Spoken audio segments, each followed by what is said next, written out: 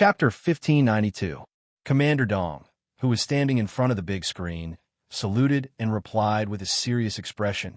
"Yes, sir. We'll follow the military's arrangements." Not only did the military have high hopes for the two special forces in next year's competition, but so did the highest leaders in the Great Hall. Commander-in-Chief Xia conveyed the instructions of the highest leaders. Since there's a beginning, there must be a good ending.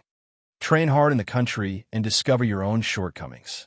Use 120% of your determination to turn your shortcomings into your strengths. Then, use 120% of your perseverance to shoulder the responsibilities of a soldier. Train hard and be strict with yourself for next year's competition. Finally, bring glory to the country and return with glory. Yes, sir. All the generals and soldiers in the command center stood at attention and saluted. They replied to the military in the Great Hall in a loud and confident voice. The two brigades with responsibilities had already set off with 25 kilograms of equipment. At 3:00 in the morning, an order came from the command center through the radio. The competition began. The two teams quickly entered the competition area and began the competition. At 6:00 in the morning, the water ghosts of the storm commandos who were crouching in the deep withered grass stared at the pine forest in front of them. 3 minutes later, four figures crouched and quickly approached the forest under the cover of the withered grass. Two of them were scouting while the other two were on guard. After confirming that there were no problems at the edge of the forest, they sent a signal to their team members. The water ghosts crouching in the withered grass quickly advanced in groups of two. Under their feet were thick withered pine needles that were so soft that they did not make a sound when stepped on. Due to the autumn rain last night, the entire forest was filled with a damp and rotten smell. "Forward," someone said in a low voice. Several figures were on guard while advancing quickly. Everyone's legs were slightly bent and their backs were slightly forward. They held their guns with both hands and entered the depths of the pine forest in a combat state, where they were ready to shoot at any time. When they entered the forest, there was fog. It was not thick, but it was visible to the naked eye. It was like the handkerchief on the arm of a celestial being, ethereal and illusory. Everyone was wearing a forest combat uniform. The color was close to the color of the mountains and forests. It was a very good camouflage function. The way they advanced in groups of two belonged to the thin but not missed tactic. Once the other side was targeted, the other team members could react quickly. The birds on the branches carelessly chirped and flapped their wings. Their small bodies passed through the thick pine leaves and landed on another tree in the blink of an eye. The silent water ghosts suddenly reacted. Some of them quickly went behind the trees, some of them quickly squatted, some of them directly lay down, and some of them propped themselves up with their elbows. All of them quickly found the correct position. Bang, bang, bang. Countless gunshots broke the silence. The bullets shuttled through the air and instantly made the atmosphere in the forest extremely tense. The water ghosts were already in combat mode. When the gunshots rang out, the entire team reacted in unison and began to fight. "Everyone, search and shoot." Li Jinyan's cold voice came through the earpiece. He and Yi Qian had finished clearing the first wave of obstacles and were already moving forward quickly. "Obstacles cleared. Forward." Following his voice, the hidden water ghosts quickly moved forward. At the same time, they quickly moved the rifles in their hands, aimed at the target, and pulled the trigger to complete the search and shoot. Once the obstacles in front of them were cleared, all the team members could not stay any longer. They needed to move forward quickly and finish shooting. Bang, bang, bang. Chapter 1593. The sound of gunfire continued in the pine forest. Every figure was incomparably vigorous as they advanced forward. The bullets that were shot out all hit their targets. Everyone's heart was very tense. Once the wrong target was hit, the score of this event would be all zero. This was a test of everyone's eyesight, vision, judgment, and reaction time. Only by excelling in all aspects could they pass safely. Devil King for directions, 2 shooting points. Yi Qian was half kneeling on one knee. She had completed 2 shooting points in an instant. The shooting points were prepared by the local troops in advance and were controlled by the computer. When they entered the infrared surveillance zone, the control system sounded an alarm, and everyone immediately went into search shooting mode. This was similar to a hostage target. The difference was that they had to move forward, and the search area was larger. Li Jinyan quickly turned sideways. His gaze was so cold and sharp that it was like an icicle shining under the winter sun. He fired quickly and cooperated with Yi Jian to shoot at 2 points in 4 directions. Clear. Li Jinyan's back was close to Yi Qian. The two of them moved forward quickly, one in front and one behind. The pine forest was 2 kilometers long. Every once in a while, a new target would appear for the water ghosts to complete their search. When it was Yi Qian's turn to move forward, Li Jinyan noticed a problem. Her shooting was fast. What did it mean to be faster than him by 0 seconds? It meant that his first bullet had been fired, and her second bullet had already been fired. It meant that his shooting speed was twice as fast as hers. If this was on the battlefield, it meant that she had twice as much time to complete the battle as the others, and she would be able to clear all the targets before the enemy could react. With this kind of speed, even Li Jinyan, who had always been calm, was shocked. In the command center, the technicians were already analyzing Yi Qian's shooting speed, the number of bullets she had fired, and her hit rate. On the large screen, the female soldier's painted face was as cold as the male soldier's. Her gaze was even more murderous than the male soldier's. When the 3 sets of data came out, the technicians thought that they might have made a mistake. To be safe, they recalculated again. When they saw the results, the technicians who were holding the data sucked in a cold breath. What a terrifying shooting speed. He murmured and passed the data to the clerk beside him. He was responsible for sending it to the commanders in the command center. The members who entered the competition only had victory in their eyes. The Navy commander who was watching stared at the screen. Although he looked serious, his eyes were full of trust for his soldiers. Demon King Li's ability made him believe in the entire team's ability. When the clerk passed the data to him, the Navy commander took a rough look. His expression changed, but his face remained serious, unchanging. He leaned forward slightly and whispered to the Major General of the Army, who was watching the Shuiyu team's search and shooting. "Old Yang, look at this data and see who it belongs to." His voice was a little low, but there was a hint of excitement in it. The Navy commander wanted to keep Dong Shuebing in suspense, but the Major General took a look at the data and laughed. "Old Dong, I don't need to guess anymore. I know whose data it is." You know? The Marine commander's body moved again, and there was some disbelief in his eyes. The suspected Major General laughed. "Of course I know. Why else do you think I spent so much effort to train her? I've watched this girl grow up." Chapter 1594. Major General's words forced the Navy commander to face reality. Old Yang was right. Yi Qian had indeed grown up under the Army's watch. Last time, in order to allow her to join the Storm Commandos and train with Jinyan, Old Yang had sent her a set of personal information about Yi Jian. This information was classified as a military secret. As long as she exited after reading it, the system would automatically destroy the information. Yi Qian had been discovered by the Army when she was still a middle school student. She had been carefully trained by the Army. Now, they wanted to keep Yi Qian in the Navy. Old Yang didn't get angry and leave because he had good self-control. Thank you, the Army, for putting so much effort into training her. That's why I've seen such an excellent female soldier. This data, the Navy commander smiled and sighed. I'm really shocked. He smiled at the existence of such a female soldier, but also sighed at the existence of such a female soldier because she wasn't a member of the Navy.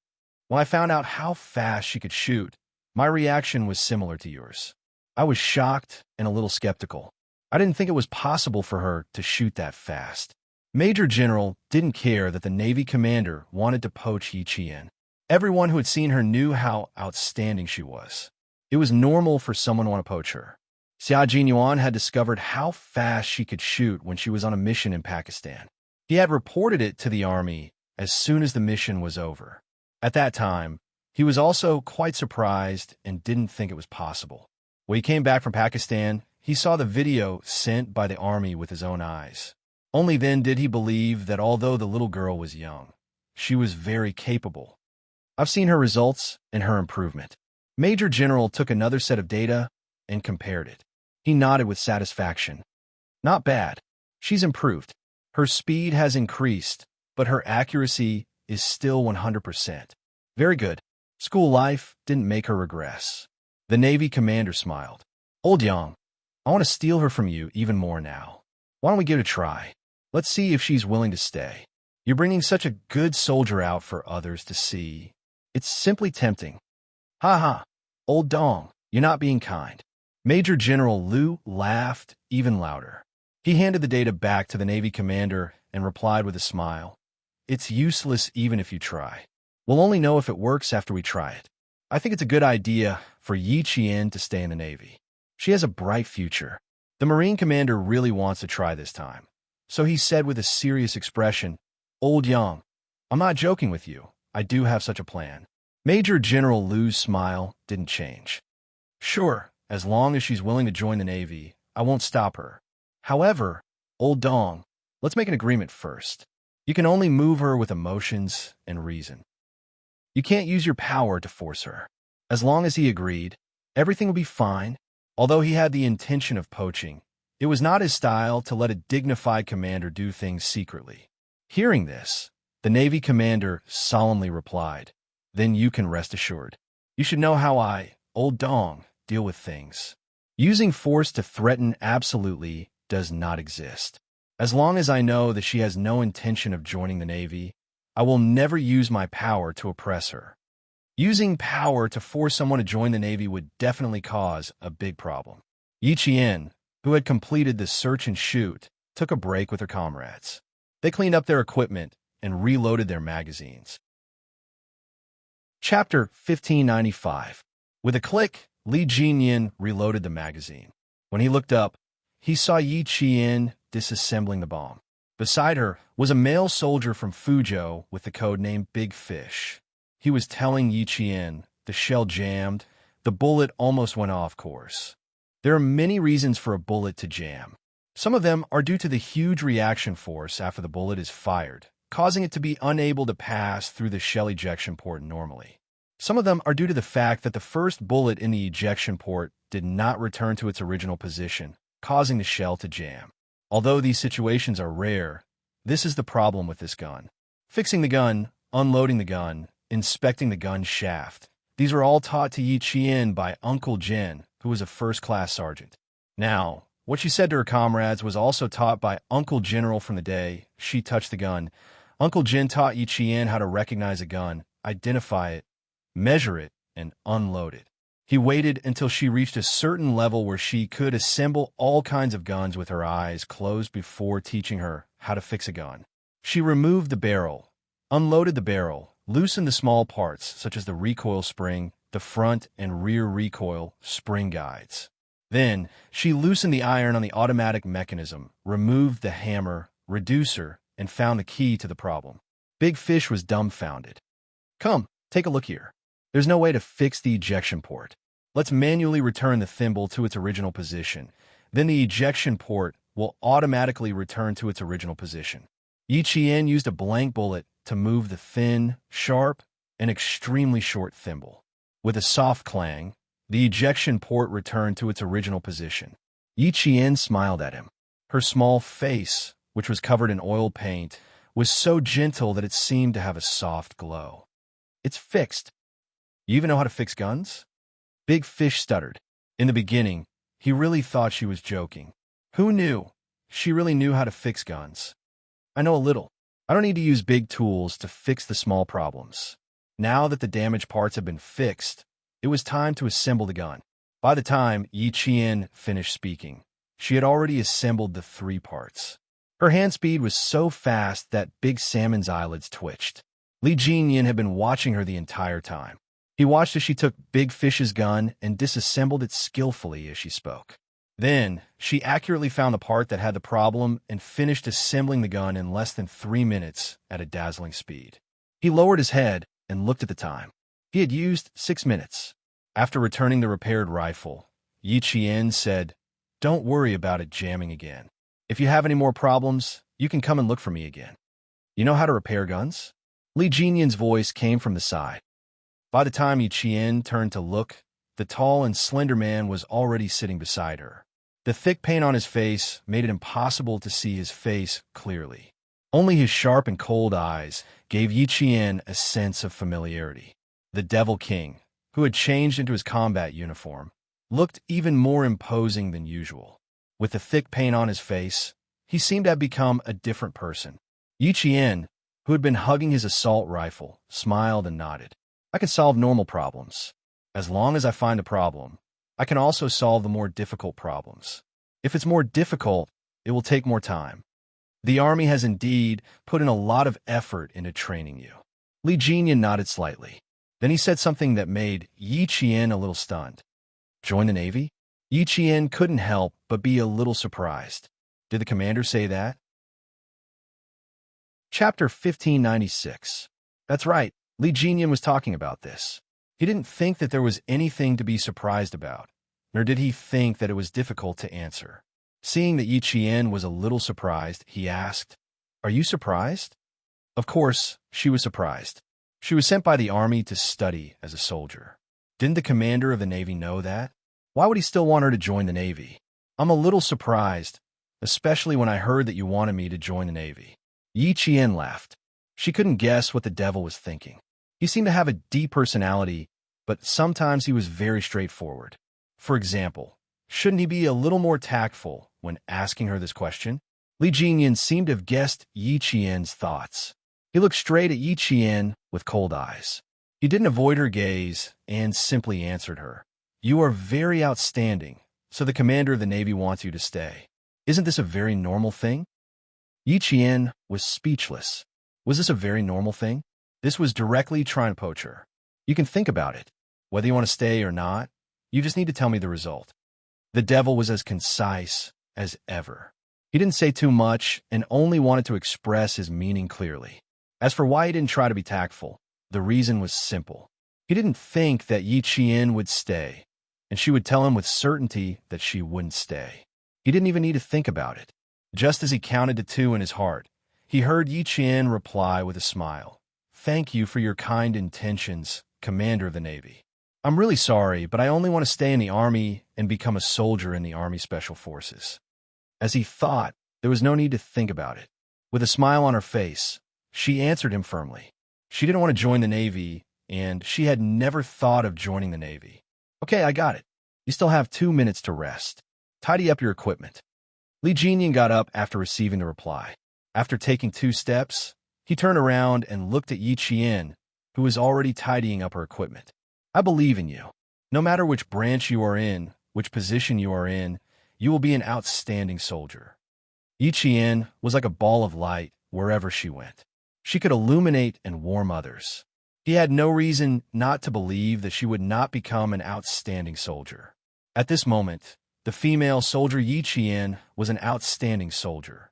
A female soldier who could shoot faster than others would definitely have great achievements. She would definitely go further in her career and become a resounding rose that would be revered by everyone on the military road. After a short rest, they resumed their journey. The Storm Amphibious Frogman Assault Team marched at their fastest speed. They needed to be the first to complete all the tasks and then secretly hunt the members of the Snowfield Brigade. They wanted to bring it forward, and so did Xia Jinyuan. The final meeting point will be around this mountain lake. The Infernal King and the others are good swimmers, so there will definitely be an ambush around the mountain lake. J5, you take a team to surround the rear and trap them around the mountain lake. The rest of you, catch one and take care of one. Xia Jinyuan was still munching on the hardtack he had eaten for breakfast. He seized the time to prepare for the next step of the battle. J5 nodded to indicate that he had no problem with it. He thought for a moment and said, I'll leave the Qing Niao side to you. It would be better if they won. But if they couldn't, then it would be a little awkward. Idiot. T6 glanced at him and said to Xia Jinyuan, I'll look for the Qing Niao. Leave the rest to the scouts. Xia Jinyuan did not mind letting Yi Qian use his team members for practice. All right, I'll leave the Qing Niao side to you and the Infernal King's side to me. None of you are to fight with me. Chapter 1597. No one in the Snowfield Brigade was going to compete with Xia Jinyuan, so they decided to let them handle the duel between two kings. The rest of the team could just watch from the sidelines. The Devil's overall strength was very strong, and only Q King was a match for him in the entire team. The Snowfield Brigade rested for 10 minutes after completing the search shot and knowing the next step of the battle. On the other side, J5 walked up to Xia Jinyuan and asked, "Qing Yao is very fast. Do you think the Navy will try to poach her after this competition?" J5, who used to be an instructor, had always been more far-sighted. Now that he thought about the possibility of Yiqian being targeted by the Navy, he felt a little uneasy. Xia Jinyuan was sorting out the magazine. When he heard J5's question, he smiled and said, "It's too late for you to worry. She has been training with Devil King Li's water ghost for 10 days, and they even fought together yesterday. The Navy already has a certain understanding of her strength. It's normal for them to want to poach her. His little fox was a ball of light wherever she went, so it was normal for the Navy to target her." J5 became anxious when he heard this. When he thought about the details of the two people switching guns during this search shot, his expression changed. He stared at Xia Jinyuan and asked very slowly, "If that's the case, then we have to ask the Major General to step in. We can't let the Navy commander take her away." Looking at J5, who initially opposed Yi Jian's relationship with him and even talked to him several times, Xia Jinyuan raised his eyebrows and deliberately said, "If Cyan Bird really goes to the Navy, you should be the happiest. After all, at that time, you were afraid that something would happen between us. That's because you liked her when she was in junior high school. Of course I was afraid that something would happen between you two." J5 knew that he was doing it on purpose. He glared at him and said, "The situation is different now. Qing Miao is now a college student. She's already an adult. Why would I be afraid that something would happen between you two, other than the fact that you can't get married? You can have sex with her." J5 was sometimes very tough when he spoke. Xia Jinyuan was shocked by his words. Soon, the thick-skinned major nodded seriously. "You're right." J5 was puzzled. "Q King, which part of what I said was right and which was wrong?" Xia Jinyuan, who had finished loading the magazine, smiled at J5. His handsome face was obviously painted with thick paint, but J5 saw a trace of something he had never seen before: evil. That's right, it was evil. Even if he was wearing a combat suit, it couldn't hide his evil. When J5 blinked his eyes, he still saw the familiar painted face, as if he was only seeing things for a moment. "Everything you said was right. Especially the part about, you can even do it in bed. It was very true." Major Xiao looked at his comrade with sincere eyes and answered seriously, "Don't worry, I won't let the Navy take Qing Yao away. She can only be our comrade, a member of our Snowfield Brigade." J5 was convinced. Q King loved Qing Yao so much. How could he be willing to let other troops take her away? However, he still had to be on his guard. But we still have to be careful, mainly because the other party is very strong. J5 moved closer and looked at Xia Jinyuan's face, stopping at his chest and then at his crotch. Then he looked up again. Xia Jinyuan held the gun in his arms and said with a faint smile, "I'm a real husband. I'm a real man. Don't be jealous." Chapter 1598. This was a conversation between men, and only men could understand each other. J5 sighed. "The Demon King is a true husband. He's the real deal. Q King, don't be overconfident. Not only do you have to be wary of the Navy commander, but you also have to be wary of the Demon King." He raised his hand and patted Xia Jinyuan's shoulder. Although his facial expression is a little cold, he's not bad-looking. He's very handsome.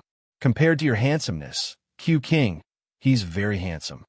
He really couldn't scare Xia Jinyuan. He couldn't deny that Demon King Li was indeed charming, but his little fox wasn't someone who was fickle. He had spent 4 years to get her nod. Could it be that she had fallen in love with someone else after spending less than 100 days with Demon King Li? In response to J5's earnest words, Major Xia Jinyuan directly replied with a creepy, gentle smile. "No matter how powerful the Demon King is, he's just an instructor who taught Qing Yao some skills. No matter how handsome and outstanding he is, he's still someone else's man. He had never doubted his little fox's sincerity, and he wouldn't worry about such things. Of course, it was still necessary to be jealous occasionally. No matter what, this young captain was always so confident, even when it came to love. In that case, should he do the same for himself? J5, who was slightly distracted, couldn't help but purse his lips. After a while, he nodded. You're right. No matter how outstanding the Demon King is, he's destined to be someone else's man. His expression was a little gloomy, and his tone was a little faint and indescribable melancholy. Xia Jinyuan was the same as Yi Qian. They both didn't like to pay attention to other people's private affairs. Although he noticed J5's strange expression, he smiled as usual. Yes, I believe in Qing Yao, just like how Qing Yao believes in me. A little more trust, a little more sincerity, a little more effort, and you'll get all of it. It was time to rest. The members of the Snowfield Brigade set off on time. What awaited them ahead was a bloody hunt. Only by killing their opponents could they live. A confrontation was also a war. As long as there was war, there was bound to be slaughter. There would definitely be death and life. As soldiers, they had no choice in the face of war. Since they chose to live, their enemies must die. At 8 o'clock in the morning, the sky was still drizzling. The two teams carrying 25 kilograms of equipment set off again after a short rest. At noon, the storm commandos who were carrying 25 kilograms of equipment on their backs walked through a stream in the mountains. They walked past a piece of land that was abandoned and was not very tall. However, it was burnt by the fire and was covered in ash and black. The mountains that were mainly made of fir trees appeared in front of everyone. The voice of the scout in front came through the earpiece. They were in charge of scouting and had extremely sharp judgment. There was a big fire in the mountains. The fir trees are either broken or collapsed. I can already feel the pressure from the visual. Li Jinyan didn't let the team continue forward. They had been walking for 4 hours, and their stamina was obviously low. If they entered the mountains directly, they would definitely be dragged down by their stamina issues. He directly ordered, "Rest here for 20 minutes to replenish your stamina." Hearing this, Yi Qian sighed softly. Carrying 25 kilograms of combat equipment, he obviously felt his stamina drop. After all, they had been walking for 4 hours without a minute of rest. Chapter 1599. Now that she had 20 minutes to rest, it was enough for her to recover some of her strength. But before she could put down her equipment, Li Jinyan's voice came through the earpiece. "Qing Yao, come see me in 10 minutes. Li Jinyan, who had been discussed by the J5, continued to keep in contact with Yi Qian. He would even discuss everything with her. After witnessing Yi Qian's shooting speed, he immediately assigned her to be in the assault and sniper positions. She could adjust between the two positions according to the battle situation. Not only was she able to accurately calculate her shots to the point of 1 second, she was also able to calculate how much time it would take for each bullet to be fired. After that, when he was changing his gun during search shot, the second he took out the magazine, she had already loaded the assault rifle in her hand and handed it to him. Even though this was their first time working together, their coordination was like that of comrades who had fought side by side for many years. There was no pause in between. They exchanged guns, adjusted positions, and completed shooting. Everything was done perfectly. There were almost no mistakes. Demon King Li felt that it was a pleasure to fight side by side with such a female soldier. Yi Qian, who was about to rest, immediately replied, "I'll come over now." Rather than going over in 10 minutes, it was better to go over now.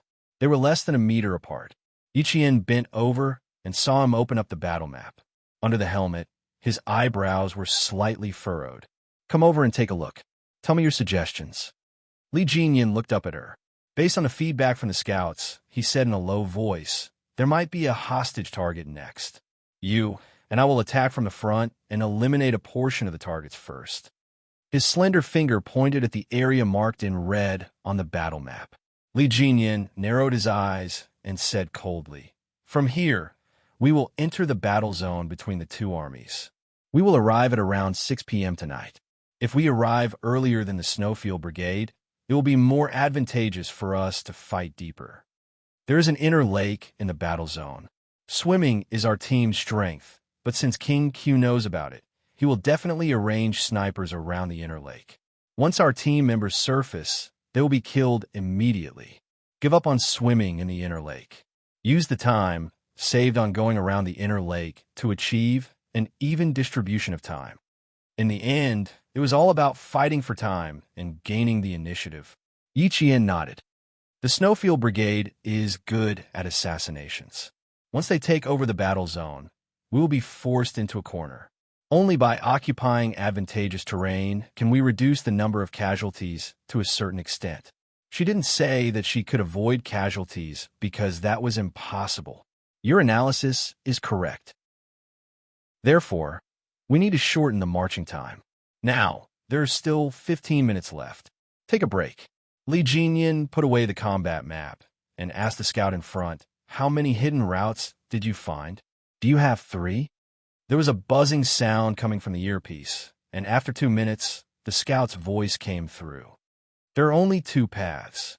One is near the edge of the fir forest, and the other is from the abandoned farmland. Only these 2 places did not have serious burn marks.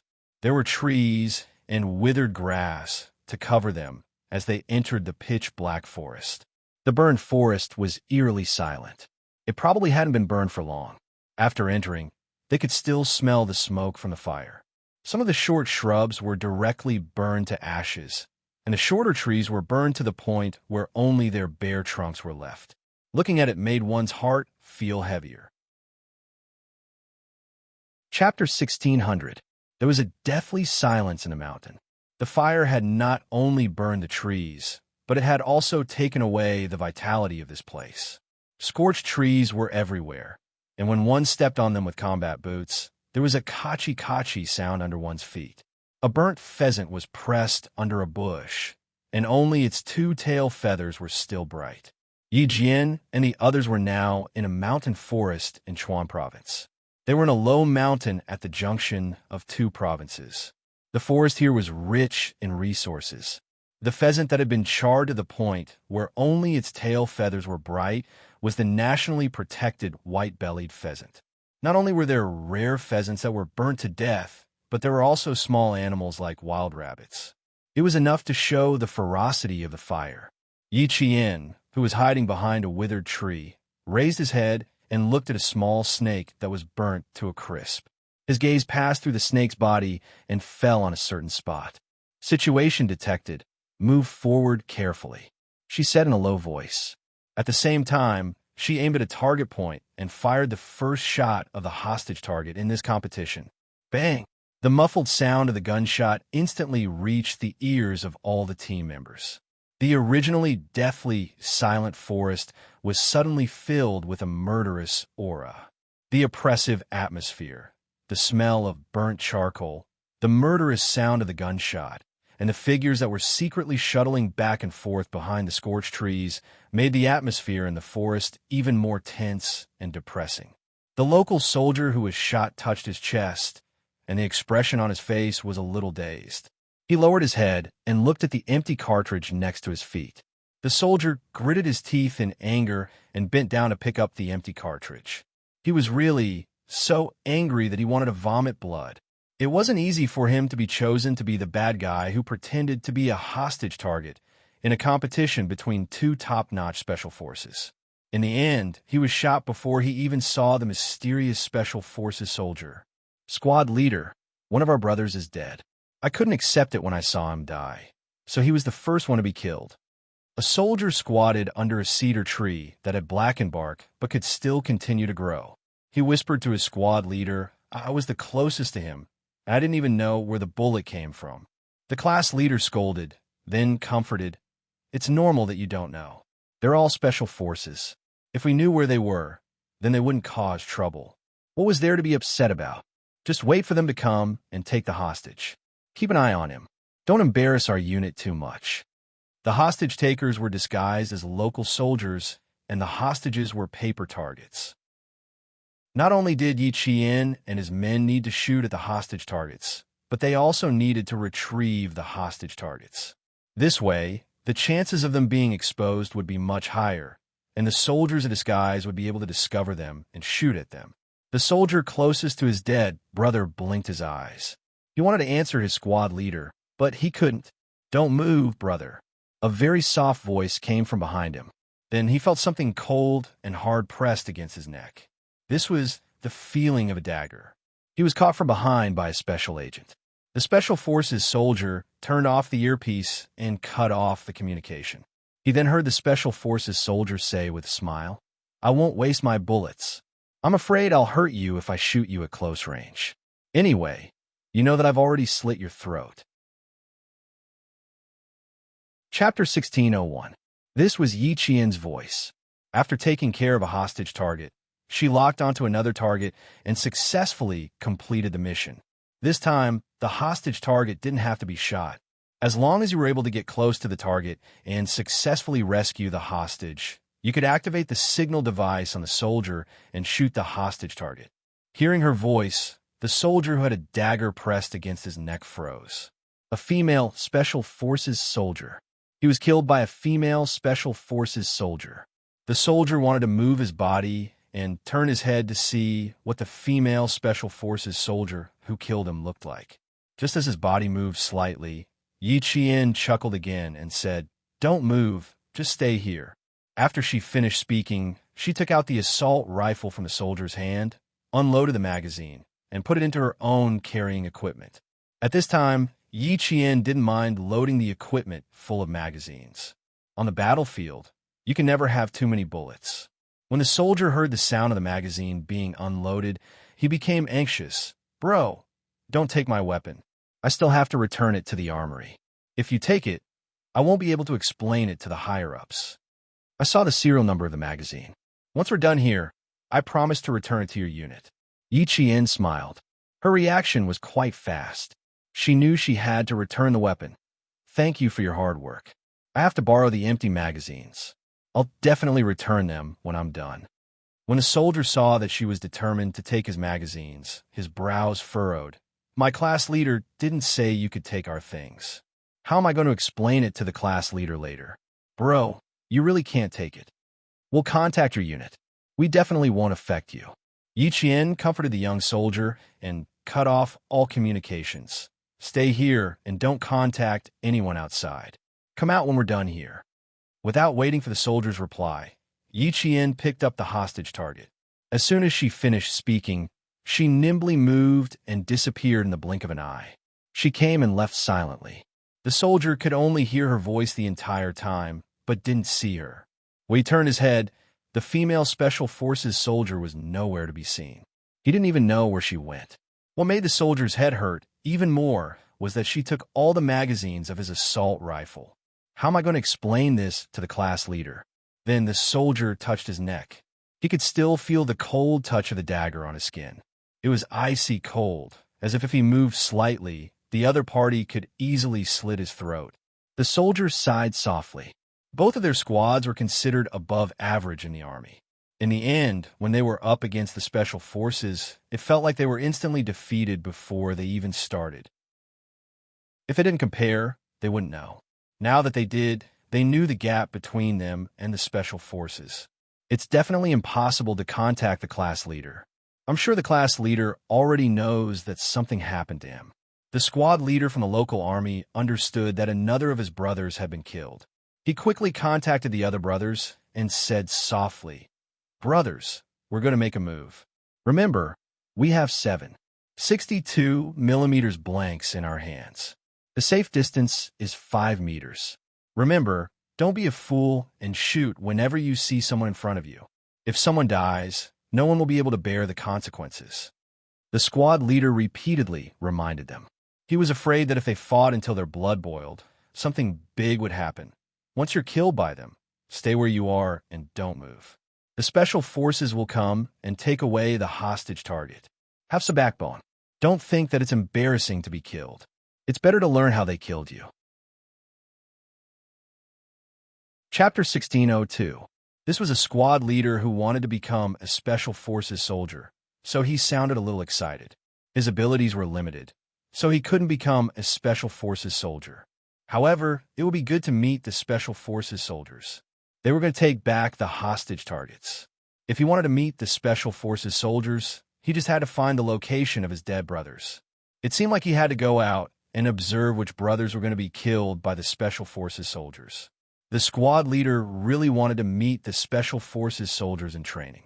The platoon leader said that the Special Forces soldiers coming this time weren't ordinary Special Forces soldiers. They were the top Special Forces soldiers in the country. They were the real blades of the country. Normal people wouldn't be able to see them at all, and it was very rare to see them in the country.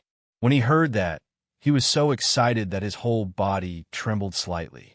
Last night, the two squads had an emergency assembly. Then, the brothers from the two squads each carried a hostage target and took a truck overnight to the forest where the fire had been put out not long ago.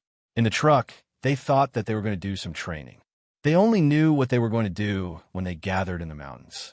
They were going to hide in the forest with the hostage targets and cooperate with the two top Special Forces soldiers to complete the competition. The platoon leader even emphasized what kind of Special Forces they were going to be. Even if they were just cooperating, they should feel honored. As for what kind of Special Forces they were, he still didn't know. Now that he thought about the possibility of going up against them, he felt an indescribable joy in his heart. He couldn't say that he was going to spar or learn from them. He could only say that he was going to learn from them. The water ghosts of the Storm Commandos didn't like to make too much noise. Their training policy was to focus on silence and take care of their targets without anyone noticing. Although they weren't very good at fighting in the mountains, they had a lot more freedom to move on land than on water. Moreover, they were just not very good at it. It wasn't like they didn't know anything. With Yi Qian's first shot, the gunshots in the mountains gradually became more frequent. The speed at which they were taking care of their targets also became faster and faster. Yi Qian was moving faster than them. Once the target was locked on, there was no way he would miss. A soldier in woodland camouflage appeared in front of them. He used a hostage target as a cover and jumped out of the forest. He appeared about 10 meters away from the two Storm Commandos with a hostage target in hand. 7 o'clock. With one water ghost providing cover, the other water ghost quickly completed the shooting. The empty shell, without a bullet, accurately hit the shoulder of the soldier holding the hostage target. This was the effective shooting point. Then, another water ghost who was covering for the soldier completed the second fatal shot and successfully heard a long beep from the soldier's body. There were only 2 squads in the forest, and each squad had 10 soldiers. In other words, there were 20 soldiers active in the forest. The Storm Commandos could easily take on 1 hostage each. However, these soldiers had placed the hostage targets in front of them. Just like robbers, they used the hostages as their targets. To a certain extent, this made things more difficult for the Storm Commandos. Rescuing hostages was a common occurrence for the Special Forces, so even if there was a certain level of difficulty, they could still overcome it. The 2 squads of the local troops were suppressed by the water ghost's firepower to the point that they could not retaliate at all. They were either ambushed or killed before they could even finish shooting. Demon King, our group has dealt with 8 of them. What's the situation on your side? The water ghosts had no idea how many hostages they needed to rescue. The hidden Big Mermaid contacted Li Jinyan. I estimate that there are 2 to 3 squads of soldiers here. If each of them has a target, then there are at least 20 of them. Chapter 1603. Li Jinyan squatted next to a soldier who had just finished off his task and said calmly, 2 squads, 1 hostage target per person, a total of 20 people. So far, there are still 4 hostage targets left. Don't look at me. I don't know where they are either. The young soldier who was sitting on the ground muttered softly. He could not look back at the other party's gaze. Not only was his gaze cold, there was also a murderous aura in it, which made people panic. Li Jinyan did not expect to get anything out of him. Like Yi Qian, he removed the assault rifle's magazine from the soldier's hand and put it aside. He said politely, "Thank you for your hard work." It's nothing. The soldier quickly shook his head and answered. The squad leader had told him to learn a little, but he really did not learn anything. He did not know where the squad leader had come from, but he was easily defeated and taken care of by him. The special forces were indeed powerful. There were still 4 hostage targets that had not been found. 2 of them were squad leaders, and the other 2 were vice squad leaders. As the team leaders, the overall strength of the 4 people was naturally more outstanding. I'll be the bait later. I'll carry the hostage targets and flash in front of them. Don't worry about whether they see you or not. Just shoot a few shots and scout the way out. The squad leader who wanted to fight the special forces the most said to his vice squad leader and the other squad leader with the surname Lou, "The 2 of you don't move first. Wait for us to shoot before you move. You must only move when you see a shadow. Otherwise, we'll have done all this for nothing." After he said that, the squad leader sighed. "We have 20 brothers, so we should at least show some results. Don't make us lose face." The 2 squad leaders and the 2 vice squad leaders were hiding in a ravine. This was a trench dug to stop the fire from spreading and igniting another patch of fir trees. It was 1 meter deep and 30 meters long. It was almost dug around the entire mountain. The hiding spot was good, and the water ghost did not notice them for a while. It was not that they wanted to hide, but it was an order from the higher-ups. "Squad leader Fu, I think it's a little difficult," Squad leader Lu said in a low voice. "There are no gunshots in the forest now, which means that all our brothers in the forest have been taken care of. It took 20 minutes. He didn't even need half an hour to take care of 16 of their brothers." Squad leader Fu cautiously poked his head out and glanced outside. Then he slowly squatted down. "That's right. I originally planned to rush to the side of the brothers who were taken care of and observe the special forces at close range. However, I quickly got rid of the idea. There was no other reason. He was really worried that he would be dealt with as soon as he showed himself." "Let's stall for time." The platoon leader ordered us to stall for time. Stalling for time is also our ability. Squad leader Fu looked at the time and said to squad leader Lu, "Let's split up. If they find out, we'll catch all 4 of us at once. Assistant, let's go to the other side." As he spoke, he bent over and led his assistant to the other side of the ravine. In the smoky Shanmu Mountain, the water ghosts began a comprehensive search. They were still looking for the missing hostage targets. Only when they had found all the hostage targets could they receive the order to leave. If the higher-ups hadn't given the order, it meant that they still hadn't found hostage target. Li Jinyan was not anxious because of this. The more it was like this, the calmer he was. He said in a deep voice, "Search the area thoroughly. Complete the search in 5 minutes." Chapter 1604. There was no way the command center would let the 2 teams pass so easily. They would only make the arrangements more complicated so that they could observe the commanders of the 2 teams and see if they could adjust their tactics in time. From there, they could observe everyone's combat ability. After Li Jin finished giving the order, he turned to look at Yi Qian, who was in charge of security. Just as he was about to speak, Yi Qian, who sensed his gaze, turned her head. It was obvious that she had something she wanted to say. Li Jinyan pointed to the front, then pointed to Yi Qian and himself. He did not ask, but looked at Yi Qian questioningly. Yi Qian, who wanted to voice her opinion, instantly understood what he meant, because she thought the same. They both suspected that there were no more hostage targets in this area and that they might be in the periphery. The reason for this was very simple. First, it was to delay them. Second, the general in the command center needed to see if Li Jinyan could detect the abnormality in the situation and immediately make the correct decision. This time, the command center could not see their real-time combat situation. They could only see the changes in the data. Therefore, the command center could roughly estimate the performance of the 2 teams based on the time taken. The Snowfield Brigade was close to the location closest to the 2 remaining hostage targets. Xia Jinyuan, who was as sharp as a leopard, gestured for them to surround the 2 Snowfield Brigade members. The 2 members of the Snowfield Brigade were like beasts charging out of the mountains as they pounced directly at the location where the hostage targets were hidden. Bang! Bang! 2 gunshots rang out. From 7 meters away, the other 2 members of the Snowfield Brigade finished shooting. They hit the effective shooting points of the hostage targets and completed the mission in 22 minutes. The Snowfield Brigade won this round. When they finished the last effective shooting point, the command center immediately knew that the Snowfield Brigade had completed the hostage target, shooting and successfully rescued all the hostages. No hostages were accidentally shot. Team B has completed all hostage target shooting. Every member of the Snowfield Brigade heard the Major General's voice in their headsets. 22 minutes. We completed this round 8 minutes ahead of schedule.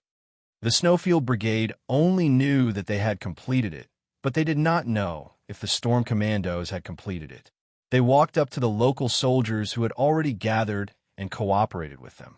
With Xia Jinyuan's salute, all the members of the Snowfield Brigade saluted the soldiers who had unconditionally cooperated with them to express their gratitude.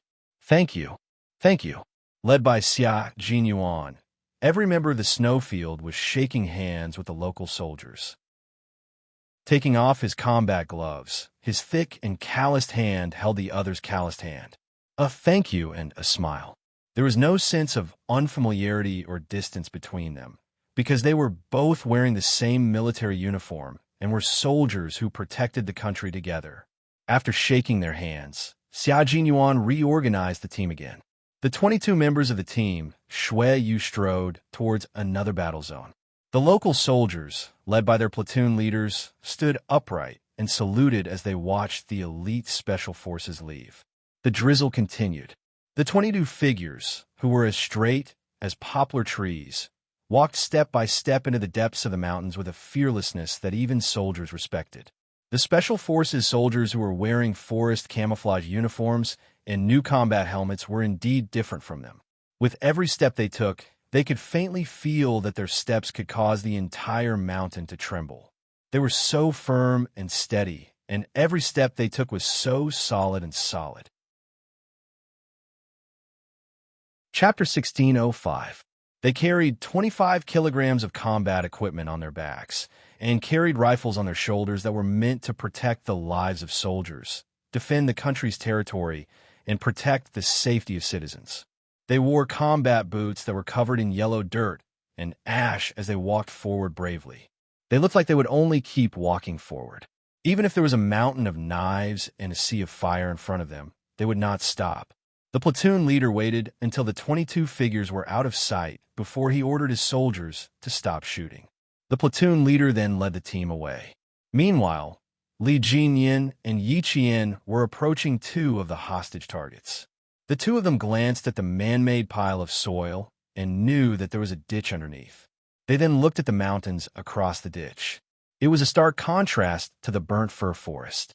One was burnt to the point of being lifeless. The other was a charming autumn scene with red maple leaves swaying gently in the drizzle.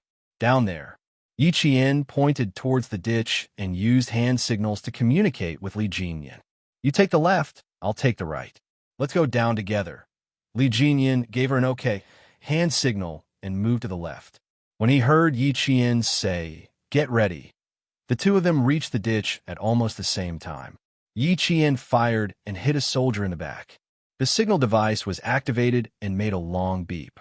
She and Li Jinyin each took care of one soldier at almost the same time. Platoon leader Fu's eyes widened. It was not because he was shot in the back, but because the Special Forces soldier who shot his deputy platoon leader's back was too familiar.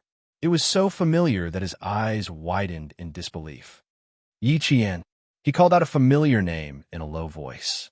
Even though his voice was low, it was full of surprise, shock, and disbelief.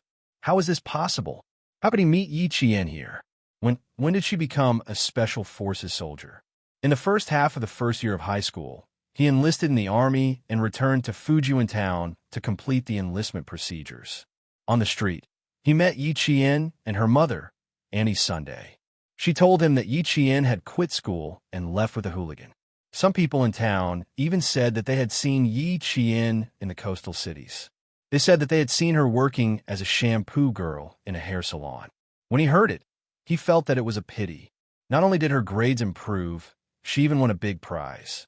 Why did she degrade herself and become a shampoo girl with a bad reputation? Shampoo girl? Special Forces? After working as a shampoo girl for a period of time, Yi Qian went to join the Special Forces? Was that even possible? He was a soldier himself, so he knew that it was impossible. Li Jinyan was the one who dealt with squad leader Fu. When he heard the local squad leader mention Yi Qian's name, he couldn't help but frown. What a coincidence! She ran into a soldier who knew Qing Yao. Yi Qian was also very shocked to run into her former middle school classmate, Fu Dong. Squad leader Fu's full name was Fu Dong. He came from Fujian Town in Anyang City, Nan Province. He was Yi Qian's former middle school classmate, and he was also the only male middle school classmate in Yi Qian's class who joined the army. Running into an old classmate in a competition and going over to say hello, it was not appropriate at all. Besides, even though she and Fu Dong were classmates, they didn't have much of a relationship. Middle school was the toughest period of her training. Other than Zhang Jiaxin, Zhang Bin, Zhang Na, and Zhou Liao, she was only acquainted with the rest of her classmates. There wasn't much to talk about. Chapter 1606. Now is not the time to reunite with an old classmate. Yi Qian, who pretended not to hear him, stopped walking over. Instead, he gave Li Jinyan a meaningful look. Then, with one hand on the edge of the ravine, he nimbly leaped out of the ravine. Fu Dong wanted to wait for her to come closer to confirm if he had made a mistake, but the female Special Forces soldier did not even give him a chance to take a closer look before leaving. Was that Yi Qian? He really suspected that she was Yi Qian. Ever since the second year of junior high, Yi Qian had become a completely different person. She had become the most dazzling pearl in the class. Even Yi Ying was suppressed by her. She was no longer the timid and weak Yi Qian of the past. If it really was her, did Yi Qian quit high school to join the military? Then, he performed well and became a Special Forces soldier? No. How could it be so easy to become a Special Forces soldier? When he joined the military, he performed exceptionally well in the recruit company. He even naively asked the class leader if he could enter the Special Forces based on his performance as a recruit. The class leader pointed at an instructor who was teaching a recruit a lesson and said, "I don't need to tell you about the class leader's comprehensive ability. You've seen it for yourself." Even the instructor didn't become a Special Forces soldier. Boy, do you think you can do it? But you still have potential. Keep it up, you might even become a Special Forces soldier. Fu Dong had felt that he had no hope of becoming a Special Forces soldier. He had almost hit every target, and every recruit had challenged him. He had won every single time, but he had not been able to become a Special Forces soldier. But he did not give up. He had joined the military as a high school student. He was a bit arrogant and always felt that he could succeed. He had joined the military half a year after his first year of high school. Now, he had worked hard for 2.5 years. At the same time, he also understood how difficult it was to become a Special Forces soldier. To him, there was no hope in this life. But now he actually saw Yi Qian. A girl actually became a Special Forces soldier. Was this possible? A cold male voice came from behind him. It was like an icicle in winter. It was so cold that he immediately snapped out of his daze. Fu Dong turned around and looked at the Special Forces soldier who had easily taken care of her. She couldn't help but look at his armband. Unfortunately, there was nothing on it. What he said to her just now was, "Thank you for your hard work." Fu Donglian, who was still a little confused, restrained her expression and reached out her hand to shake his. She smiled and said, "You're welcome. We're all brothers. It's my duty." Fu Dong, who had been training in the army for nearly 2.5 years, had learned to remain silent. Even though his heart was filled with questions and shock, he did not think of chasing after the female soldier just now to confirm whether or not she was Yi Qian. When the platoon leader brought them into the mountains, he had warned them, "Don't look at what you shouldn't look at. Don't ask what you shouldn't ask. Keep your eyes open, keep your mouth shut, do your own thing, and be honest." If it was in the past, he would definitely ask. But now, he definitely wouldn't open his mouth. Yi Qian. If that female soldier was really Yi Qian, Fu Dong couldn't help but smile. Then the rumors in class that Yi Ying's family had been secretly slandering Yi Qian were true. After coming out of the ravine, Fu Dong saw a few Special Forces soldiers carrying heavy combat equipment walking out of the forest. They walked very quickly as if they were not carrying any weight. They looked so relaxed. His eyes searched in the dark. Even though he didn't walk up to confirm, he still wanted to know if that female soldier was Yi Qian. If it was really her. Fu Dong sighed softly. So what if it was really her? Chapter 16:07. Li Jinyan strode over to Yi Qian's side. He knows you. Yes, he's my former junior high school classmate. Yi Qian glanced at Fu Dong, who was organizing the troops, and sighed with a smile. What a surprise. You even ran into an old classmate. So they were junior high school classmates. That was easier to handle. She was afraid that they would run into acquaintances from the same village. Li Jinyan's eyes darkened slightly. Qing Yao, your identity and the unit you're serving in are confidential. I understand. Yi Qian nodded. She understood what Li Jinyan was trying to tell her. The Storm Commandos were the same as the Snowfield Brigade. Every member's identity and which unit they were serving in were confidential. They couldn't even tell their family members. But fortunately, Fu Dong wasn't completely sure that it was her. After all, it had been 3.5 years since she graduated from junior high school. He didn't completely recognize me. He just thought I looked familiar. I won't participate in the handshake later, or I'll come over after he leaves. Yi Qian didn't have the slightest intention of acknowledging her old classmate, nor did she have the slightest intention of showing off. She was Yi Qian, a female soldier who fought for her own goals. What did what they thought have to do with her? Fu Dong had already looked around, but he didn't find any familiar figures. He didn't discover them even when all the Special Forces soldiers shook hands with them. Fu Dong watched as the brave Special Forces soldiers left. He realized that there were originally only 21 Special Forces soldiers shaking hands with him, but when they left, there were 22 figures. The extra figure was wearing the same forest combat uniform as the male soldiers. She carried the same combat equipment and walked in the same footsteps as the male soldiers, all the way into the depths of the mountains. Her back was particularly conspicuous in the background of a group of tall and straight male soldiers. She was as slender as a willow tree. In the fine rain, she walked out with a majestic figure that did not lose to any of the male soldiers. Yi Qian, if you're really Yi Qian, your old classmate congratulates you. Congratulations on becoming an indomitable soldier. Class rep, what are you looking at? That female Special Forces soldier. Sigh, I was killed by her. I don't even know how she found me.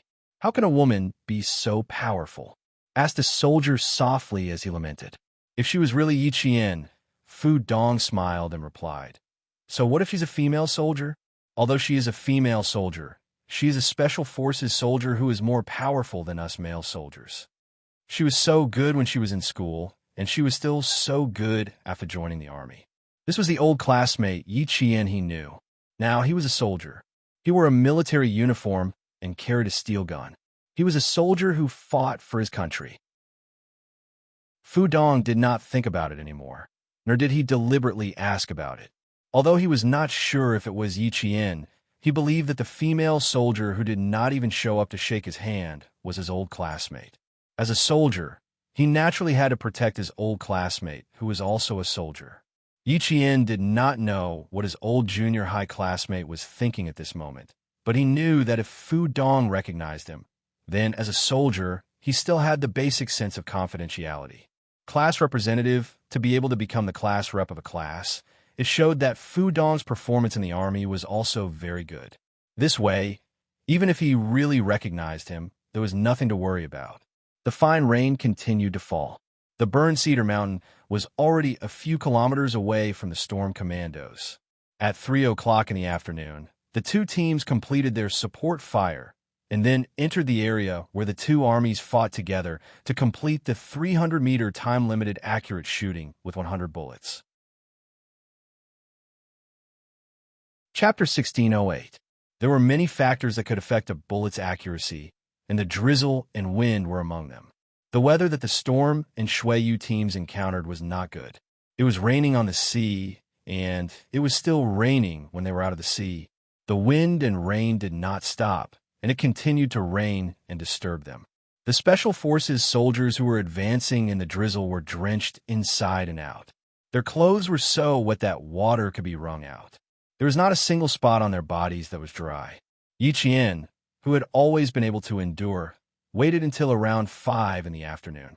Her face was unusually pale, and her originally rosy lips were sickly pale. Li Jinyan was the closest to her, and he could feel her change the most. You can only rest after this. Hold on for another hour.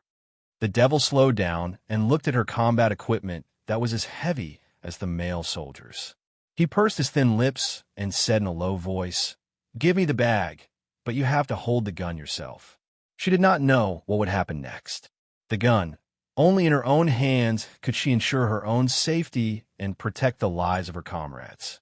Yi Qian, who felt a slight discomfort in her lower abdomen, secretly adjusted her breathing. She shook her head and smiled at him. "It's okay. I can still hold on. I can still carry it myself. If I can't, I'll report it to you." In the face of her insistence, Li Jinyan's cold gaze lingered on her face for a few seconds. He nodded slightly and said, "Okay. If you have any problems, you can respond at any time."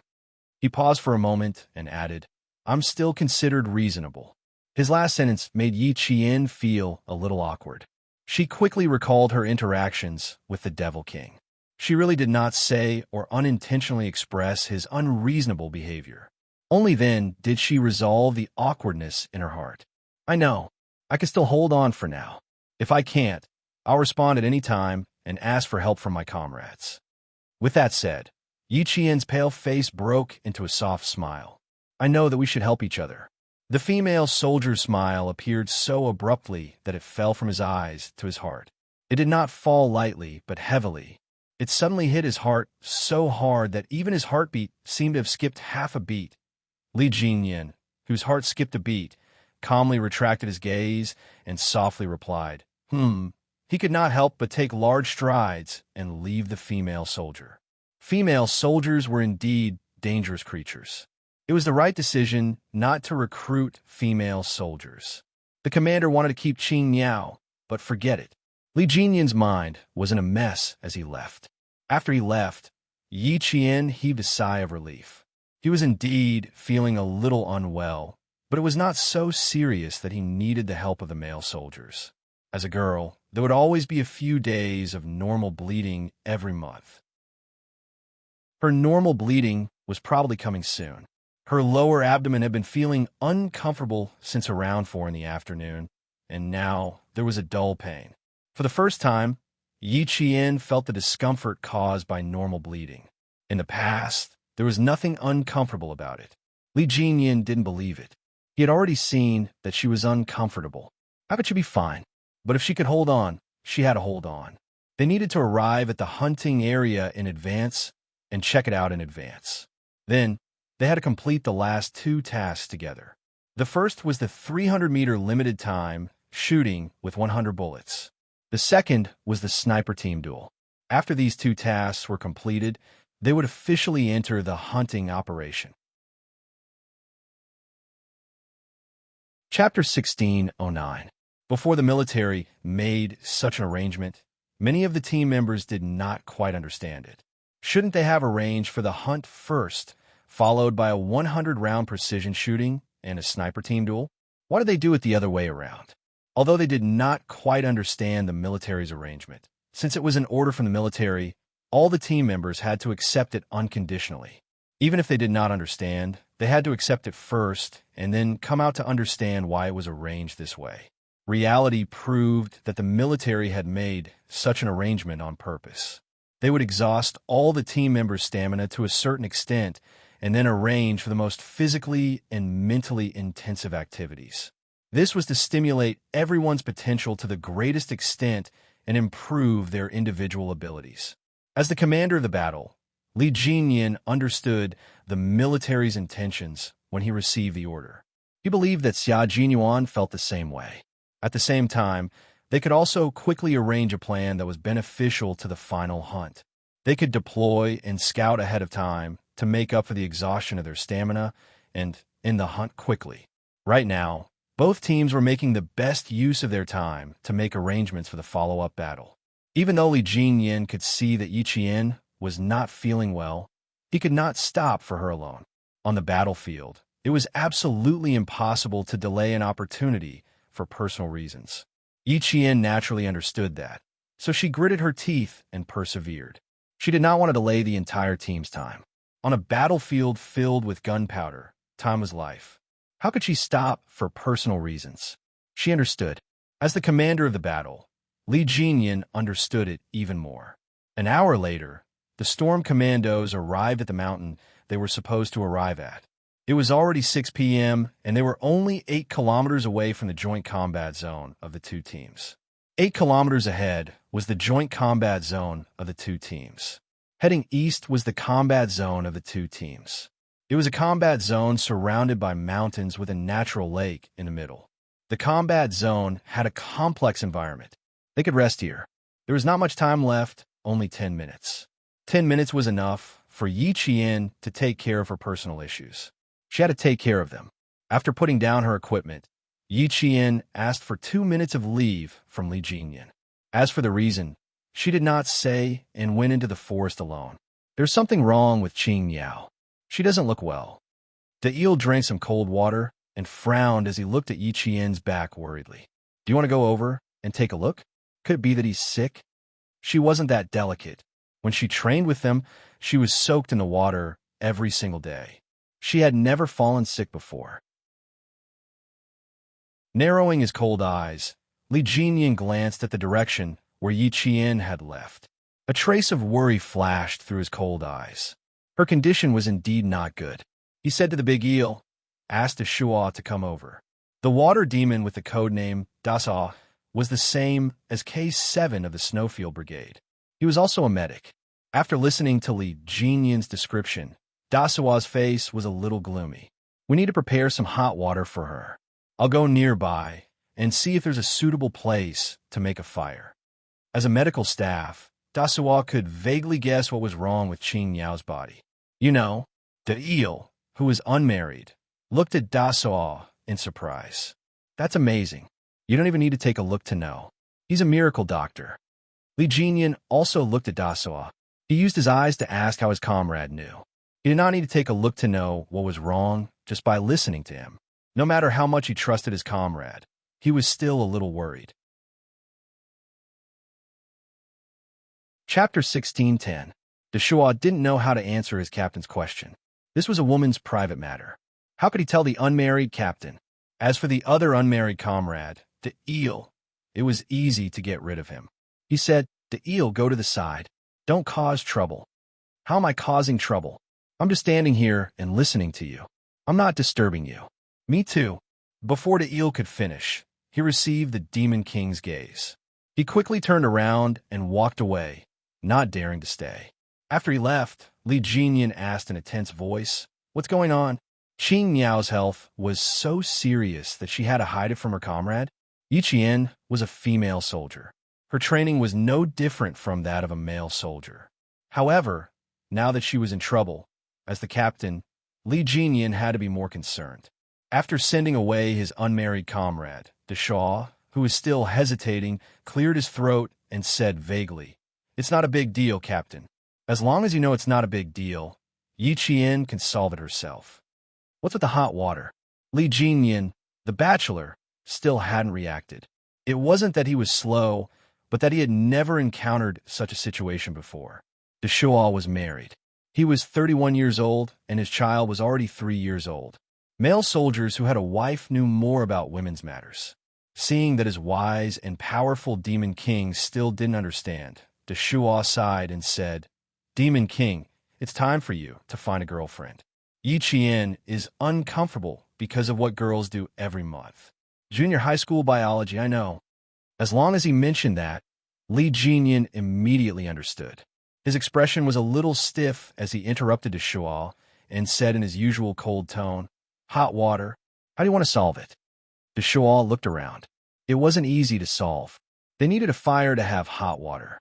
This place wasn't suitable for a fire. Let's wait for Yi Qian to bring it up herself. We will pretend we don't know, so she won't feel awkward. Pretending not to know was indeed a good way to resolve the awkwardness. When Yi Qian returned, he found that his equipment was already being carried by the Demon King. Seeing her come over, he said calmly, "You don't look too good." We'll take turns carrying the equipment. There were no more superfluous words. His tone sounded like he was telling Yi Qian that the reason they made such arrangements was because they did not want to affect the marching speed of the army. Yi Qian, on the other hand, noticed a subtle change in the atmosphere. For example, when the Demon King was talking to her, he was not looking at her. Instead, he looked away as he spoke. This was not the Demon King style at all. Li Jinyan suddenly felt that he could not withstand Yi Qian's gaze.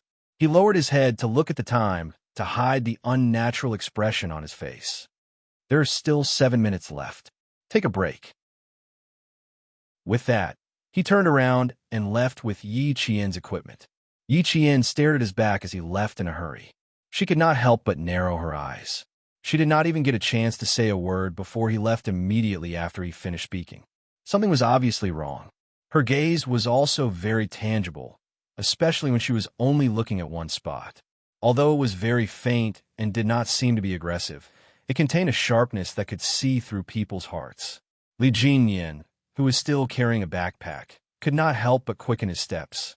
It would have been better if he did not know. Now that he knew, he felt a little awkward. He should take care of her. When it was time to take care of her, he would take care of her. Otherwise, he would appear to be unreasonable. Chapter 16:11. When Big Eel saw that Yi Qian had returned, he was about to go over and ask her if she was feeling unwell and if she wanted Shuo to take a look. However, just as he got up, he was stopped by Shuo. If Qing Yao really has any problems, she'll tell us.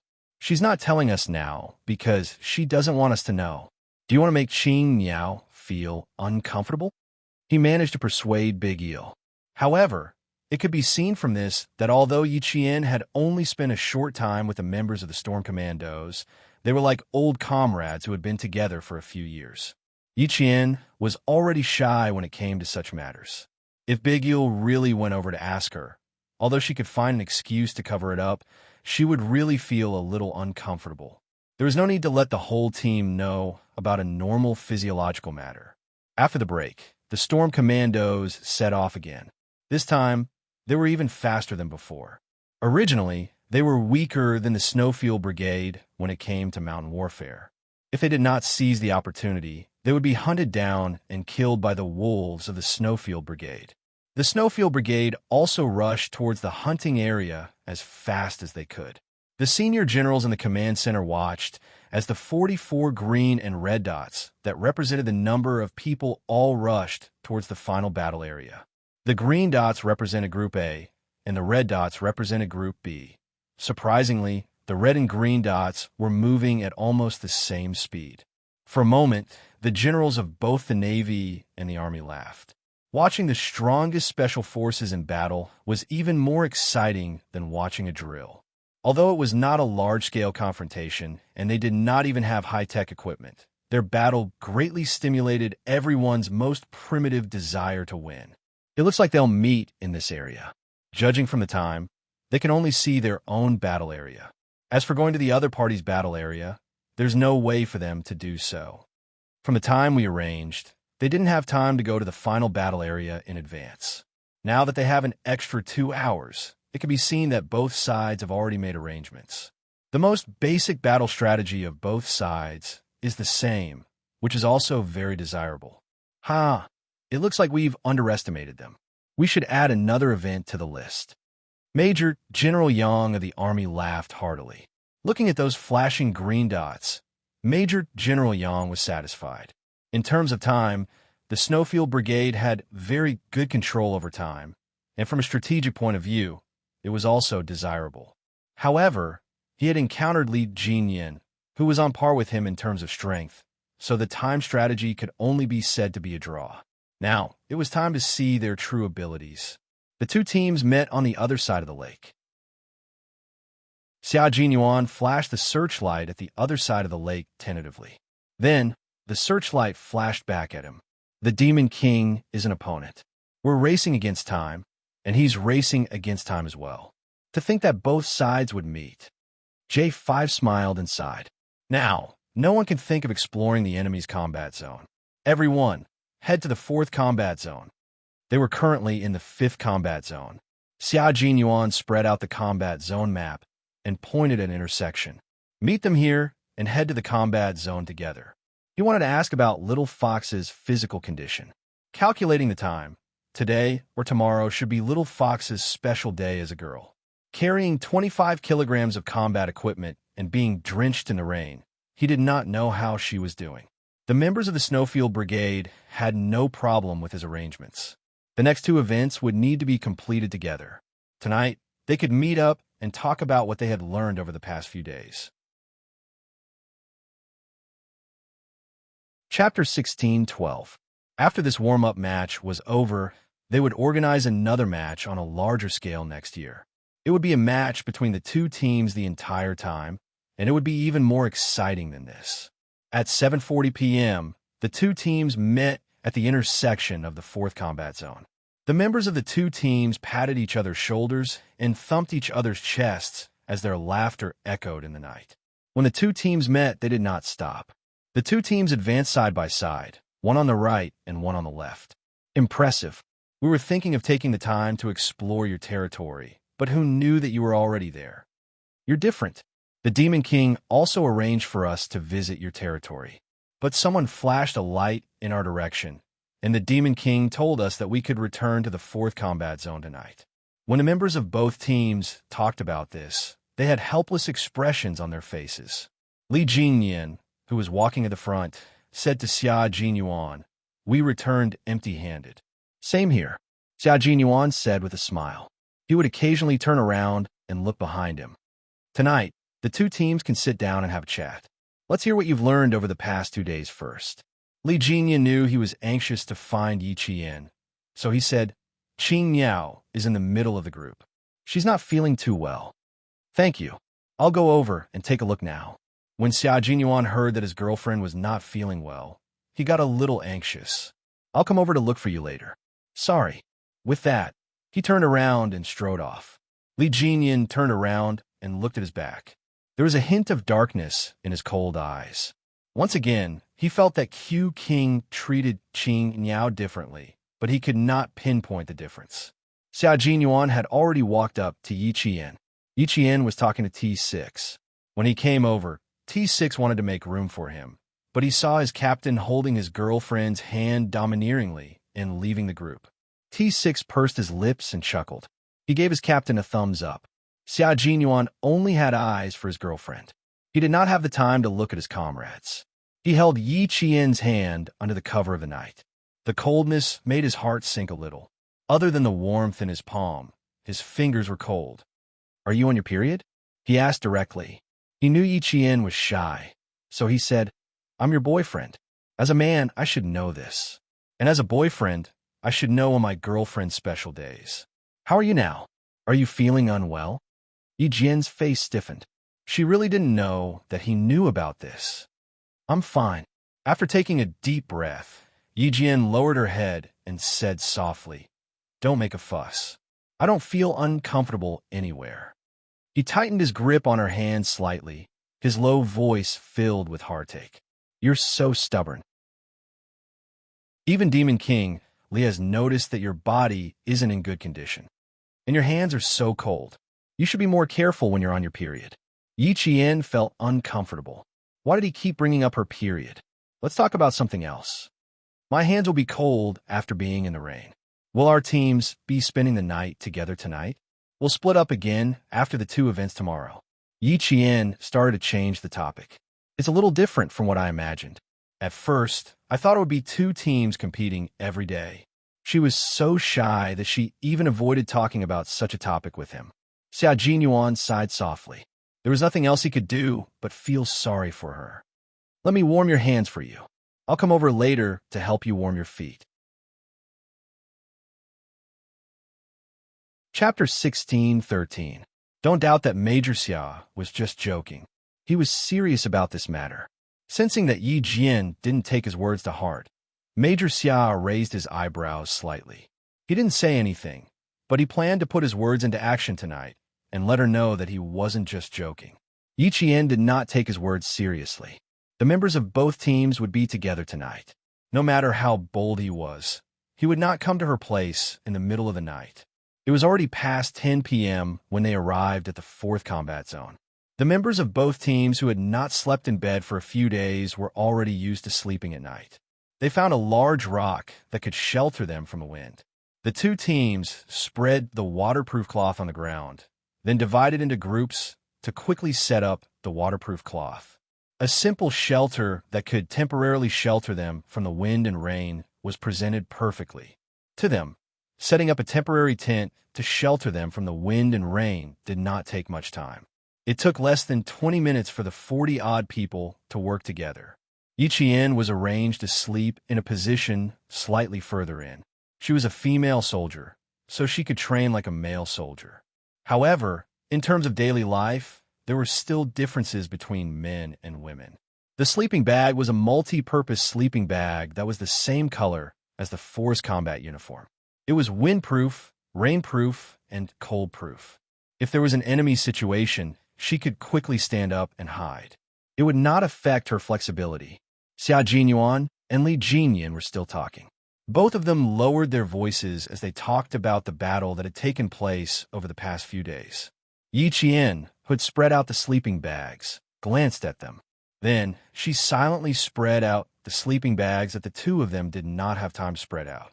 Following that, she went to settle her own personal matters. She felt much more comfortable now. There was no longer that faint feeling of falling. Her body also felt much lighter. She believed that she would be able to completely recover after a good night's sleep. She didn't think that normal bloodshed would occur during the mission. How diligent. You even spread out sleeping bags for the two of us. Xia Jinyuan watched as Yi Qian left the team alone. He originally wanted to chase after her, but he held himself back. If he followed her at a time like this, his little fox would blush again. Also, she could have just spread out a sleeping bag for her boyfriend. Why would she spread it out for Demon King Li? Wasn't she tired? He would tell her about it later. Li Jinyan narrowed his eyes and said thoughtfully, "You have a good relationship with Qing Yao." "Not bad. After all, I watched her grow up." Xia Jinyuan answered calmly. It was obvious that he understood the meaning behind the Devil King's words, but he didn't want to answer directly for the time being. She's a very unique female soldier. I've only seen her in my life. In his entire life, he had only met her. Even though he didn't give a direct answer, he did explain a little to Li Jinyan. This explanation caused the darkness in Li Jinyan's cold eyes to waver a little. He had only seen her in his life. He wanted to say, was she the only one in his eyes? His heart suddenly felt a little stuffy. Xia Jinyuan did not give him time to think further. Instead, he went straight to the point. "I've been training with you guys at the beach every day, so I really thought you guys weren't familiar with mountain warfare. Your commander is too humble. He's so humble that I really thought you guys weren't familiar with land warfare. During these 2 days of mountain warfare, I realized that you guys were definitely humble.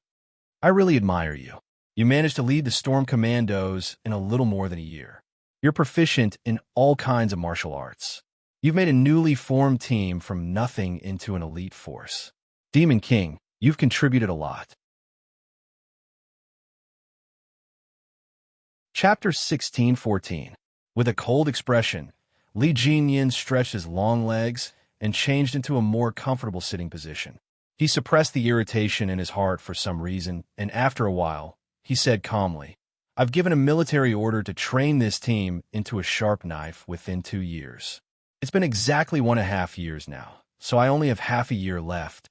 Back then, when we were named the Storm Amphibious Frogman Commandos, the Army hoped that we would be a team that could enter the sea and level the land, instead of just fighting on the sea. If I slack off even a little, Commander Dong won't be able to answer to the Army. After all, it was Commander Dong who made him the captain of the commandos despite all the difficulties in the first place. When it came to training, Li Jinyan was obviously more talkative than usual. In February this year, I took them to the junction of Guangdong and Guangxi, as well as Ulaanbaatar and the desert for a 2-month wilderness survival training. The results were still very good. There are 6 scouts in our team, 3 from the Army and 3 from the Navy. Through systematic training, the 6 of them exchange their experiences from time to time. Now, there's no difference between the sea and the land for the 6 of them. There's a very big characteristic of the Storm Commandos, which is that not all of the members are from the Navy. They're formed from the Sea, the Army, and the Air Force. Therefore, although our daily training revolves around the sea, we've never slacked off on land training. Otherwise, we wouldn't be qualified to be amphibious. His words made Xia Jinyuan nod repeatedly. He could already tell that although the Storm Commandos focused on the sea, they were not like stranded whales on land that could not move. Once they took off the rubber diving suits and put on the land combat uniform, the two of them were as fierce as tigers released from their cages.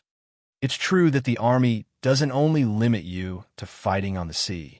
Being able to enter the sea and level the land is the Army's hope for you.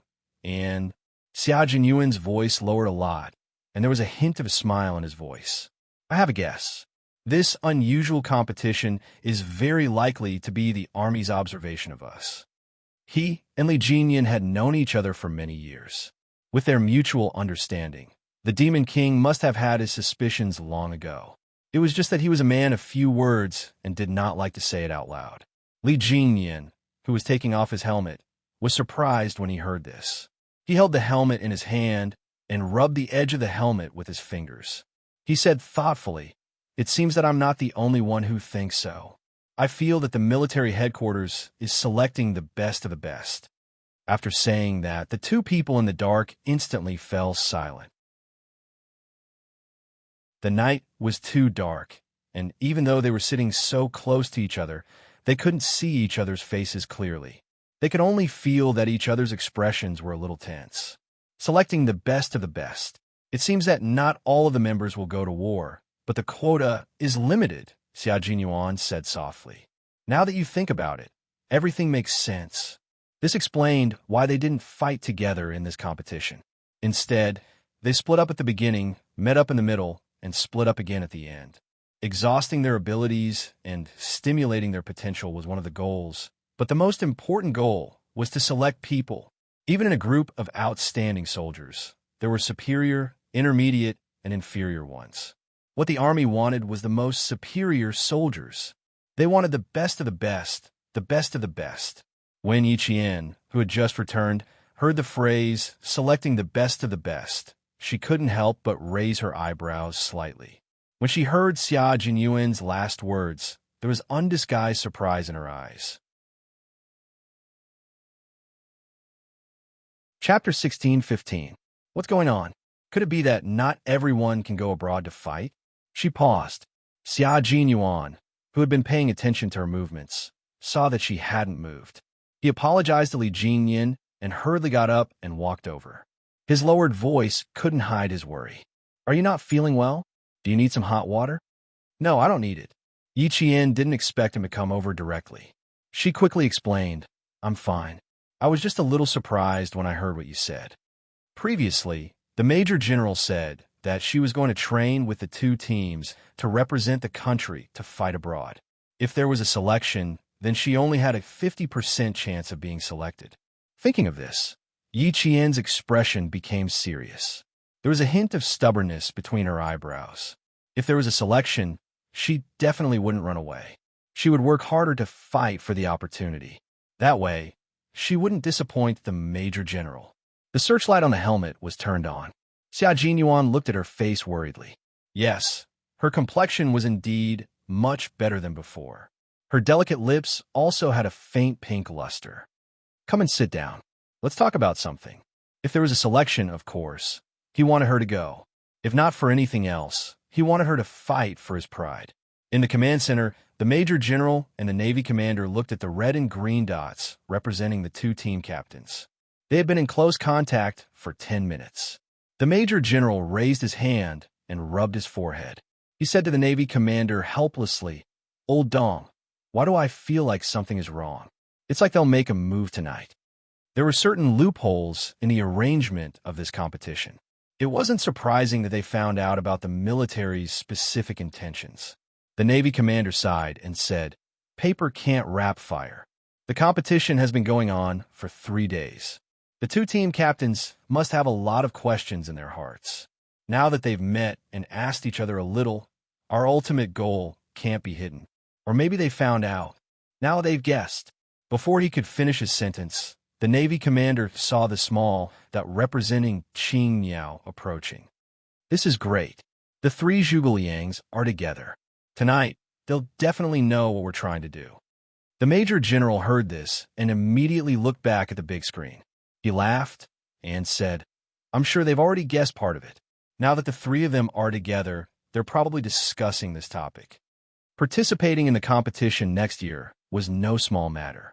It was a matter of national glory. Although there were 44 elite special forces training together this time, there was a limit to the number of people who could represent the country in battle. Yi Qianjin had taken up one of the spots, so there were only 19 spots left. If the three of them know now, the Navy commander smiled and said, basically, the three of them are taking up the spots. So it doesn't matter if they know. As a battle commander, my analytical ability is naturally better than my team members. If they know, then let them know.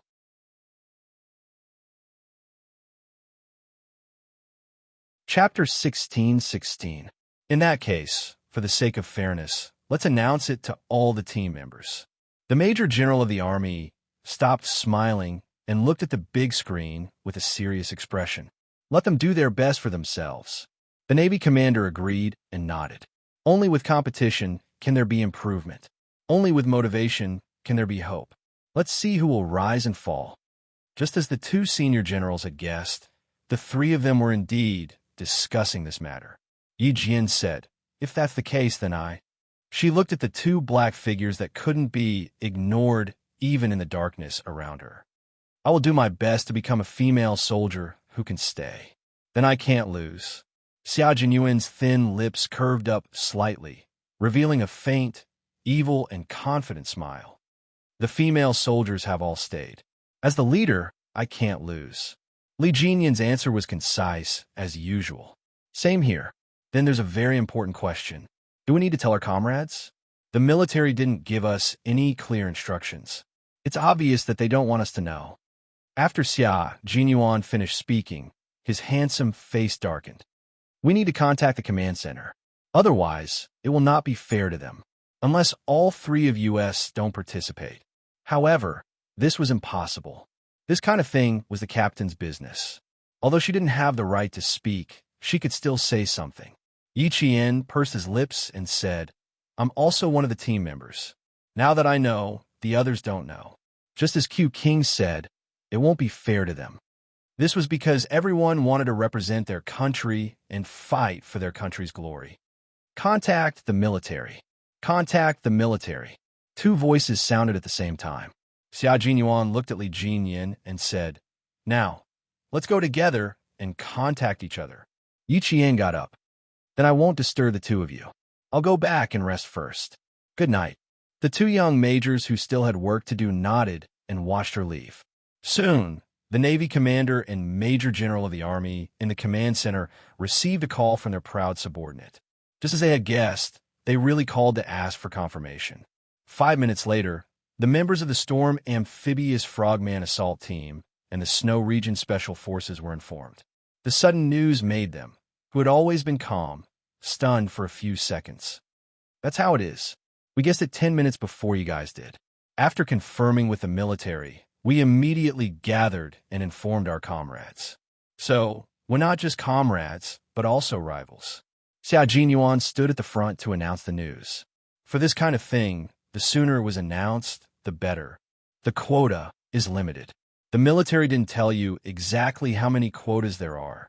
You just need to remember that all of you have the opportunity to bring glory to our country. Whether you can represent our country or not depends on your own ability. Yi Jian, who was standing upright, suddenly recalled Uncle Jin's words. If you're strong enough, you'll definitely stand at the highest peak for the world to look up to. Suddenly, her heart was filled with lofty aspirations. Her pair of clear eyes seemed to be burning with a ball of fire, burning until her eyes were black and bright. For a moment, they were even more dazzling than diamonds. She didn't need the world to look up to her. She just needed to live up to this new life.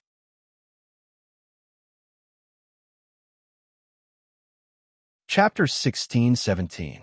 After the temporary assembly, Yi Qian could clearly feel that the atmosphere had changed. It was like a loaded arrow, filled with killing intent. Go for it, brother. Okay, don't cry when you lose. Looks like I can't go easy on you anymore. Let's see who's better. Qing Yao, from now on, I can't treat you as a female soldier. If I offend you in any way, please forgive me. Because I'm a soldier and I have my mission. It tells me that I have to keep moving forward. Big Eel stood in front of Yi Qian.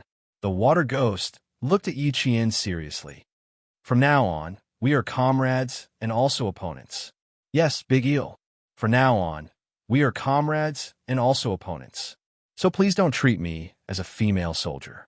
Because a female soldier will not admit defeat just because she is a female soldier. Because a female soldier is also a soldier and has a fearless military spirit. Yi Qian looked at him with a smile and answered him seriously. She was a female soldier, but she had her own beliefs and pursuits. She was ready to go and fight for glory. Xia Jinyuan, who was standing behind her, smiled. His handsome and elegant face had a deep smile. As he looked at his girlfriend, the gentleness in his eyes rippled like water. After Big Eel left, he took a few steps forward and stood a certain distance away. The tall man stood quietly and looked at her deeply. Qing Yao, I'm the captain of the Snowfield Brigade, codenamed Q King.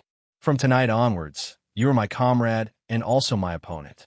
I won't be modest just because you are a female soldier, and I won't give you special treatment because of our relationship. I am a soldier, I have my principles, and I have my mission. As for you, as a soldier, you don't need others to be modest, nor do you need special treatment. I will always believe in you. I believe that as a female soldier, you will overcome all obstacles and become an outstanding Special Forces soldier. As her boyfriend, Major Xia also said the same thing to his girlfriend. Look, this was the love between them. It was a unique love, a love that was even more dazzling than those romantic relationships. They were lovers, comrades in arms, and rivals. Their love in this life would be more exciting than anyone else's love. Yi Qian turned around and looked at the young major who had always spurred him on. His bright eyes were like crescent moons as he smiled. Thank you, Captain Xia. Thank you, Q King. Thank you, my boyfriend. You used your unique way to protect her growth and made her so happy. Not far away, Li Jinyan smiled as he watched. He finally understood why he had a subtle feeling every time he saw the two of them. As long as the two of them were together, their smiles, their words, even if they were just standing together and not doing anything, there was a kind of intimacy that no one could get close to. Turning around, Li Jinyan returned to his seat without hesitation. At the same time, he moved his sleeping bag a little further away, leaving more space for the two of them who couldn't be intruded. They were comrades in arms, rivals, and lovers. It was already very late at night. Xia Jinyuan, who was lying in his sleeping bag, turned slightly to his side. He used his hands to tightly hug Yi Qian's cold feet, using his body temperature to warm them up. He wouldn't give in to her during the competition, but in life, he would definitely do his best to take care of her and make her happy. Yi Qian struggled for a while and stopped moving. He had already experienced his stubbornness. He was a man of his words. When he said that he would cover her feet, he definitely wasn't joking.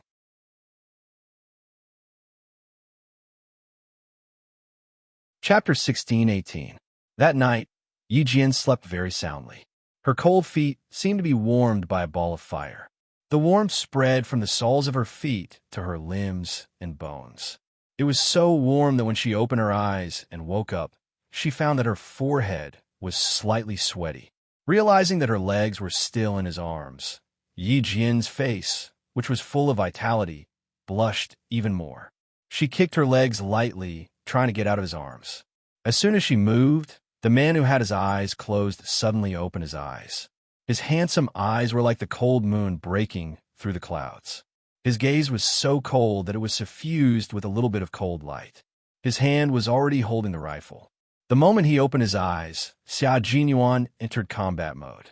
This was a man who, as long as he was wearing his military uniform, combat uniform, or training uniform, was always in combat mode or in preparation for combat, no matter what he was doing at the time.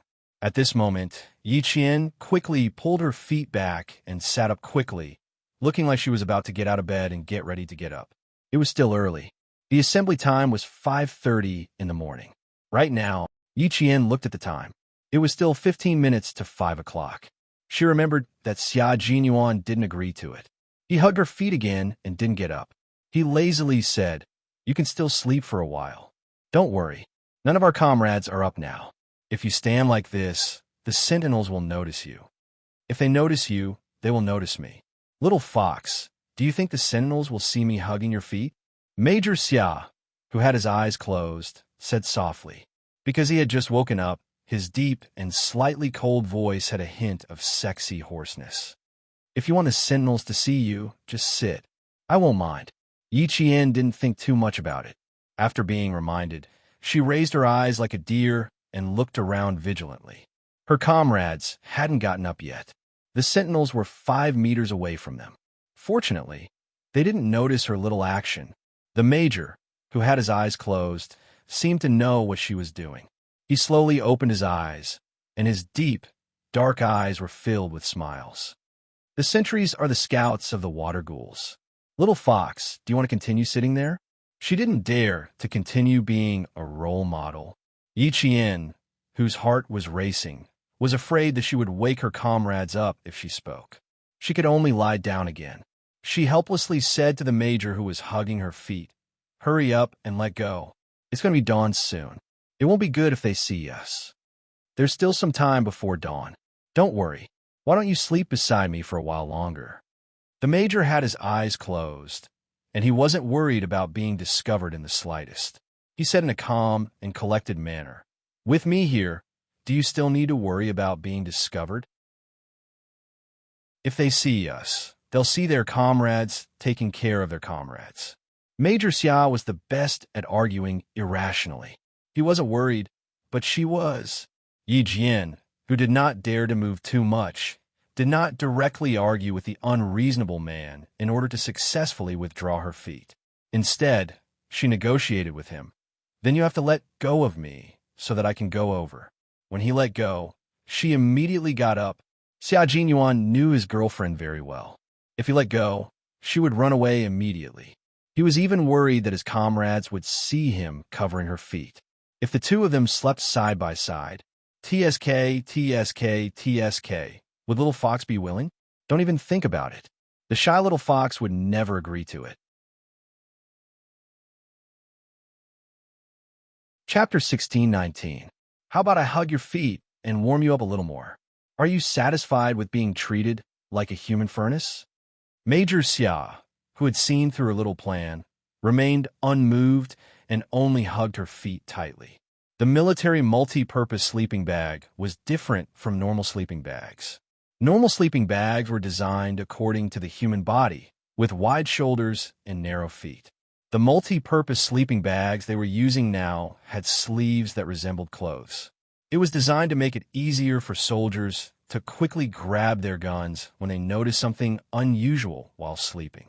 The sleeping bag had a double-ended zipper. In order to allow Yi Qian's legs to be close to his body, Xia Jinyuan pulled the zipper up to his chest and hugged Yi Qian's legs. Therefore, as long as Yi Qian moved slightly, he could feel the wind in the mountains rushing toward his chest. Therefore, he sighed softly and said, "Don't move. My chest is cold. You don't want me to catch a cold, right?" She could still rest for a while. She was in a special situation right now, so she had to rest well. Even though Yi Qian knew that he was deliberately acting pitiful, he couldn't bear it and could only whisper, "I'm much better now. I wasn't in good condition yesterday, mainly because I've been soaking in the water every day. Now, I'm really fine after sleeping for a night. If you don't believe me, I'll come over and let you take a look." Xia Jinyuan believed him. When he heard this, he let go of his hands and sat up. He reached his right hand out of the sleeves of the sleeping bag and gently stroked Yi Qian's cheek. It was very warm. His body temperature was indeed much more normal than last night. As for whether his qi and blood were good, there was no way to tell at the moment. He could only wait until dawn to find out. Finally, he could pull his legs back. Yi Qian instantly breathed a sigh of relief, and even his expression became lighter. He didn't stop Xia Jinyuan from stroking his face. Do you feel that my body is much warmer? She felt the gentle touch of his fingers on her face. It was very light and very soft, like a flower gently falling in her heart, filled with a sweet floral fragrance that made her feel sweet. Yi Qian smiled at the man, who only had a rough outline. The corners of his mouth were a little deep. I couldn't take care of my body during training, but I won't push myself when I'm resting. During training and missions, no matter how bad her body was, she had to hold on. This was the tenacious willpower that a soldier must have. When she was resting, she would adjust her body so that her body wouldn't be unable to get the rest it needed when she was resting. She needed to be strong, but she wouldn't push herself just for a moment of strength.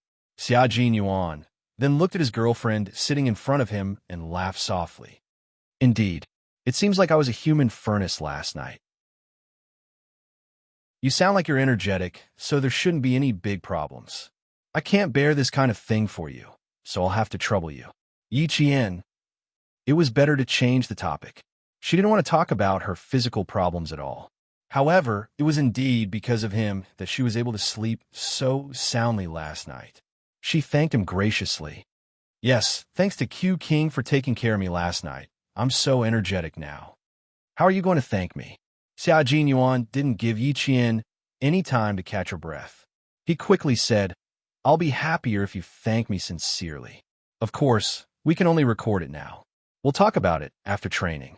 After bringing his girlfriend to his unit, Major Xia suddenly realized that he could occasionally seize the time to talk about love and romance. It had to be said that this was a good way to kill two birds with one stone. Chapter 16:20. Some of his comrades had already woken up. Hearing the rustling sounds, Yi Qian's heart tightened. He quickly scanned his surroundings, afraid that someone had clearly heard their conversation. It was 5 o'clock in the morning. In the light of the morning sun, Yi Qian realized that Demon King Li, who should have been the closest to them, was now at least 2 meters away. In other words, this area was occupied by her and Xia Jinyuan. Xia Jinyuan followed her line of sight. His gaze swept over Li Jinyan once before he retracted it. It was easy to deal with smart people. Although he didn't directly mention his relationship with Yi Qian, the Demon King had already guessed it. He even intentionally distanced himself, leaving enough space for him and Yi Qian. Demon King, you're really something? At the same time, he believed that this man wouldn't tell anyone about his relationship with Yi Qian. As for why he wanted to leak some information to Demon King Li, it was very simple. He realized that Demon King Li's gaze had been lingering on his girlfriend for a long time. This wasn't a good sign. He had to stop it. Such an outstanding little fox wouldn't lack people who had designs on her. He also couldn't defeat all the men who had designs on her, but that didn't stop him from declaring his authority as her boyfriend. Since he knew, he had to attack and not give the other party a chance. The love letter incident, he had to learn from it. Yi Qian didn't know that the man beside him had already quietly declared his authority as her boyfriend. Seeing that Demon King Li had distanced himself from them, he sighed in relief. Seeing that a few of his comrades had already gotten up, he immediately said, I can't thank you enough. If you really want to thank me, we'll talk about it when the time comes. I'll record it first. Also, don't collect interest. Major Xia, who had originally planned to collect some small interests such as a kiss, a gift, and so on, decided against it. He was afraid that he wouldn't even be able to collect his capital when the time came. He also heard the commotion of his comrades getting up. He knew that the short time between the two of them had to come to an end. Besides, he also didn't want everyone to know about his relationship with Yi Qian. Even if he wanted to announce it, he had to wait until Yi Qian had entered the Snowfield Brigade and achieved a certain level of success. Only then would he be able to shut everyone's mouths. The members of both teams did not have the habit of sleeping in. In addition, they all knew that this competition was also a qualifier. Everyone was doing their best to fight for a spot. The competition had already begun. If they did not want to be eliminated, they had to give it their all. Although they had also done their best before, they would fight even harder now, so she had to do her best too. Yi Qian had already packed the sleeping bags. When he turned around, he saw that Xia Jinyuan had finished packing all her equipment. He said to her, "Go ahead and walk around. Come back and meet us at 5:30. There was a small stream in front of them, so they could simply wash up. There were still 23 minutes left. Yi Qian saw that Demon King Li was also packing up and had yet to assemble his team. She nodded and followed him into the forest. Before she left, she quickly felt around in her bag and calmly placed one hand in the pocket of her combat uniform. Only then did she catch up with Xia Jinyuan. His girlfriend's little movements were seen by his boyfriend, but he didn't point it out. Instead, his thin lips curved into a sexy arc. She was really cute. So cute that he couldn't help but want to tease her again. No, if he teased her again, his little fox would reveal her hidden claws.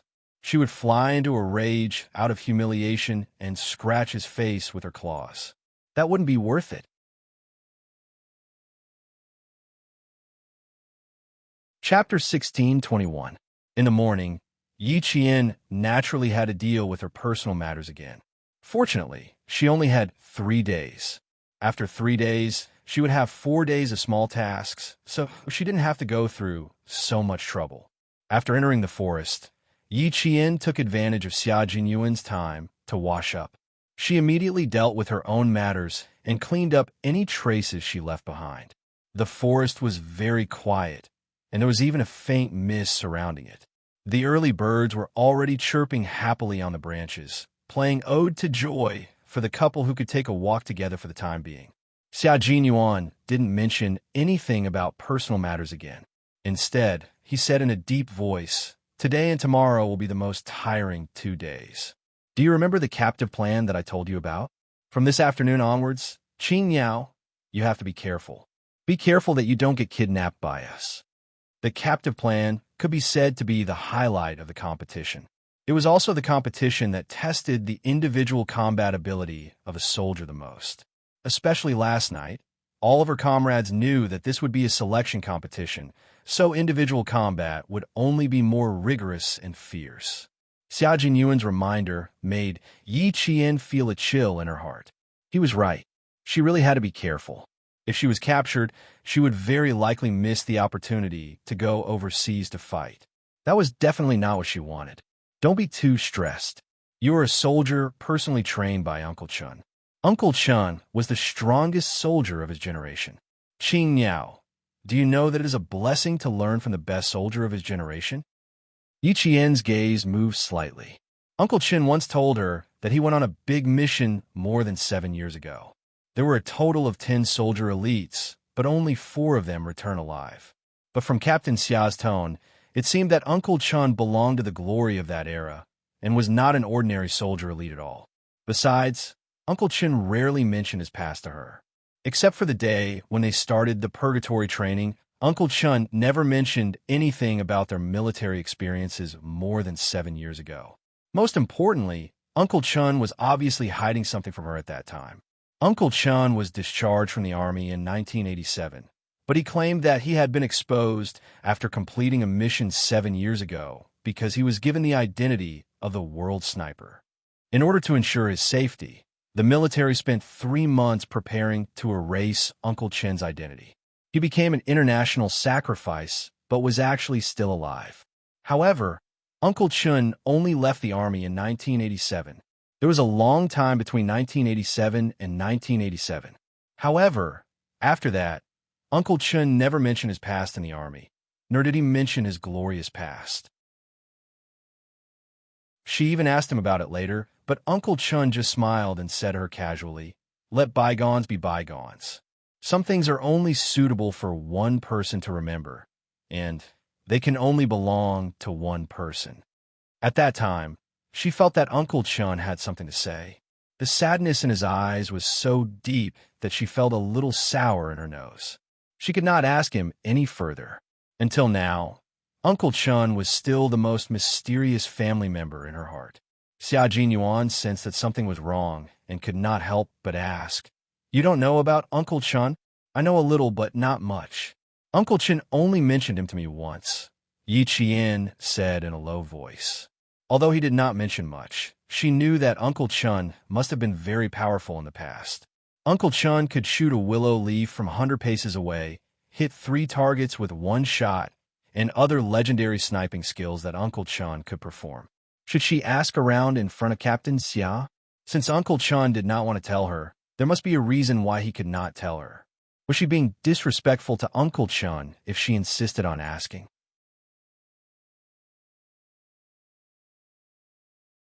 Chapter 16:22. But when she thought about how Uncle Chun had deliberately avoided it, she felt a little uneasy. His identity had been exposed. It had been so many years, so it should be fine. After a slight change in her gaze, Yi Jian asked, Captain Xia, I'd like to ask you something. Is Uncle Chun a unique soldier king or a soldier king in an army? The one and only soldier king, the legend of the sniper world. To this day, Uncle Chun still holds the throne of the sniper world. No one can replace him. Xia Jinyuan's expression turned solemn when he mentioned his predecessor's achievements. His voice was filled with respect. Uncle Chun can be said to be a legend that many people do not believe. Yi Qian was shocked. The one and only soldier king, a legend that many people do not believe. Uncle Chun didn't tell him about this at all. Xia Jinyuan was also a little surprised. He thought that Yi Qian knew everything about Uncle Chun, but her expression told him that she did not know about Uncle Chin's past achievements. Uncle Chin never mentioned that he was a soldier king to you? Xia Jinyuan frowned. Uncle Chun had never mentioned it to her. Why? When he trained Yi Qian, did Uncle Chin not mention anything about his past? Yi Qian shook her head gently. I only know that Uncle Chun had 10 soldier kings go on a mission together with him in the 70s. In the end, only 4 soldier kings came back alive. Other than that, Uncle Chun never mentioned anything about him. Among the 10 soldier kings, Uncle Chun was the real soldier king. Xia Jinyuan added, in that era, Uncle Chin's sniping skills and individual combat ability made him the soldier king in the army. The soldier kings who went on missions with him were all defeated by Uncle Chun.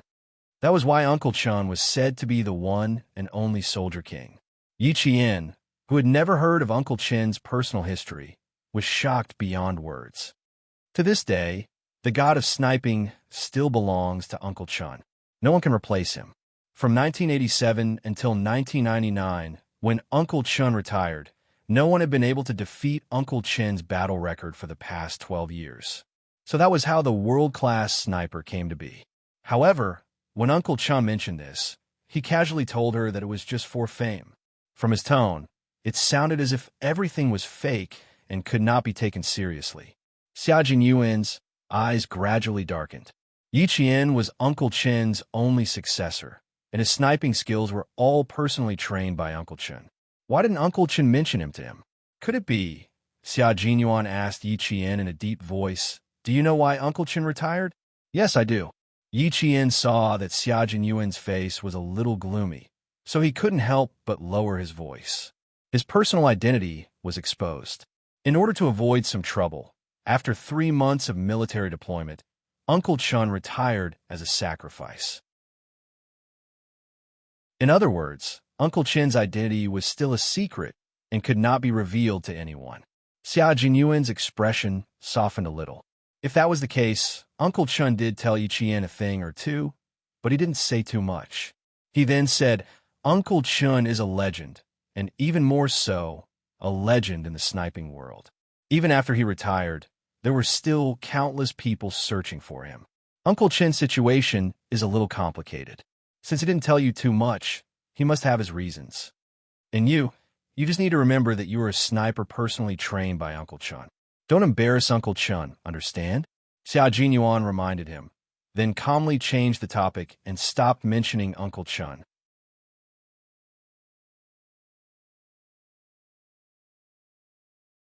Chapter 16:23. Uncle Chin didn't tell Yi Qian because he didn't want Yi Qian to worry. More importantly, he wanted to protect Yi Qian, so he definitely couldn't mention Uncle Chin's past to Yi Qian. Today, he almost made a big mistake. He thought that since Uncle Chun and Yi Qian were relatives, Yi Qian should know everything about him. Yi Qian pursed her lips. Uncle Chun didn't want to tell her. Captain Xia didn't want to tell her either. Why did they have to hide it from her? Could it be that Uncle Chun was still in danger? What other secrets did Uncle Chen have? Was it a dangerous secret? Yi Jian, who was sensitive, lowered her eyes. The complicated emotions in her eyes were covered by her long and thick eyelashes. She was a little worried. When Xia Jinyuan saw this, he knew that his words had disturbed Yi Qian's emotions. After the training, he had to give Uncle Chen a call immediately and apologize to Uncle Chen. Uncle Chen, who was far away in Shuku village, opened the wooden door. When he saw who was knocking on the door with the help of the light, his resolute face suddenly changed. "Hello, is this the home of martyr's son, Xiueqing?" At the door, Chief Kai of the Tongzhou City Public Security Bureau asked politely. "I'm looking for her daughter, Yi Qian." Uncle Chen sighed softly and said politely, "Yes, please come in." After Chief Kai entered the room and sat down, he looked at the middle-aged man who wasn't much older than him. He lowered his head to hide the confusion in his eyes as he drank tea. This man, why did he look so familiar?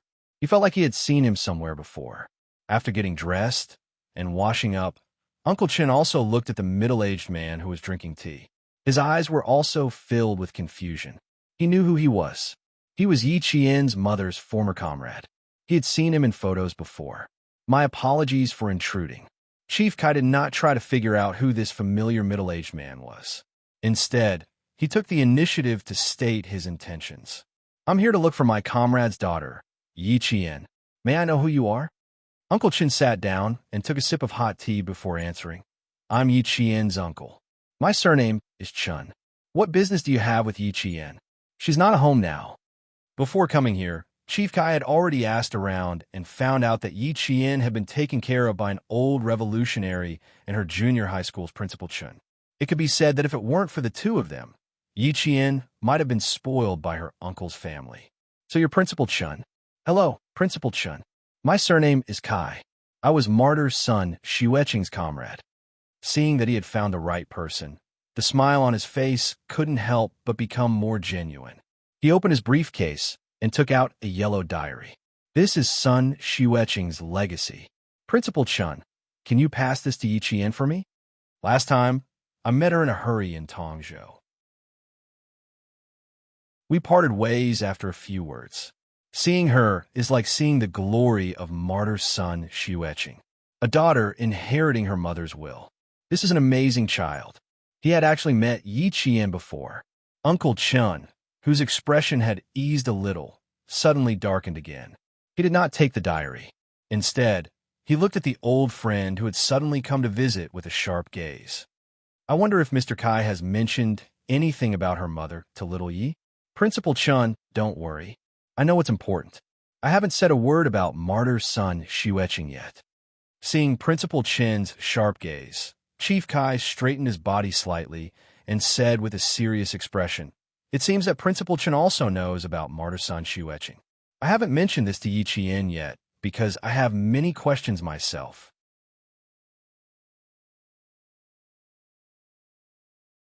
Chapter 1624. The morning breeze blew in through the open door, bringing with it the chill of winter.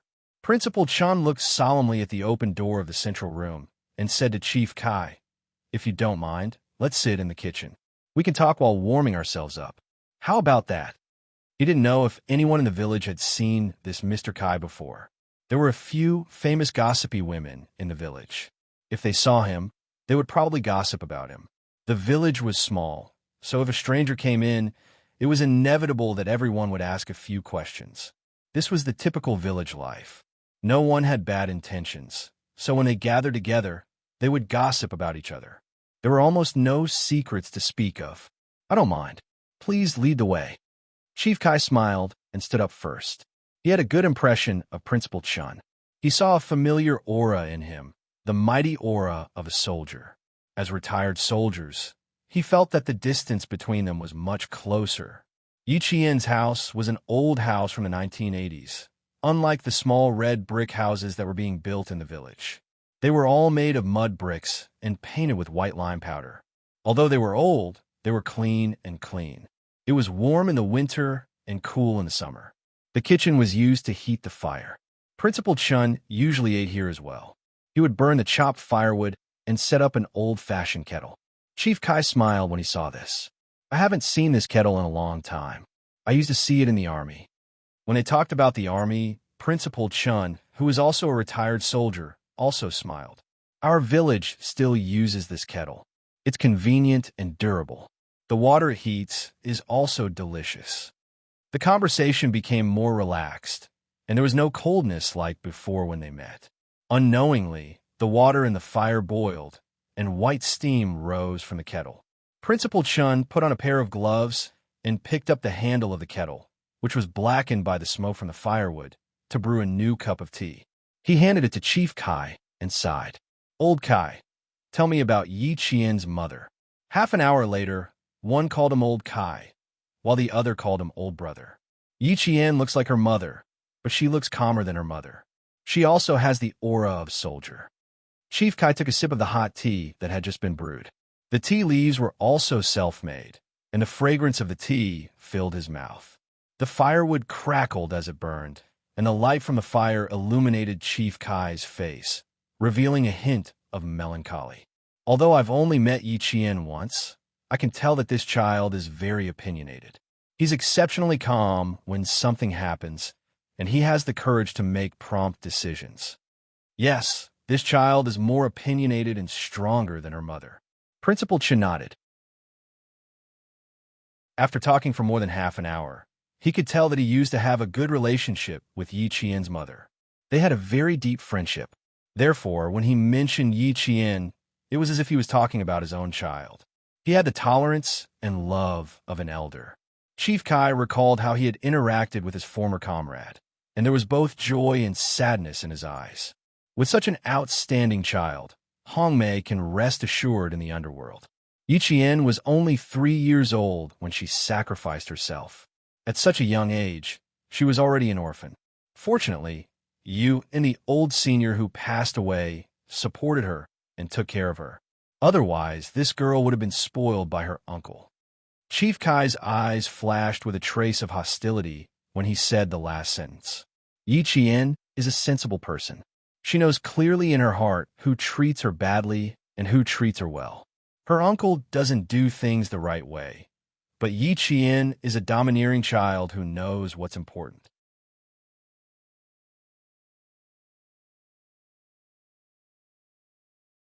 Chapter 16:25. She knows what's most important to her, what she can give up on, and what she can put aside for the time being.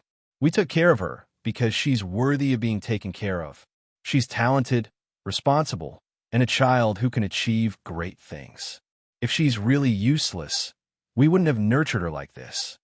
Principal Chun didn't have any intention of claiming credit.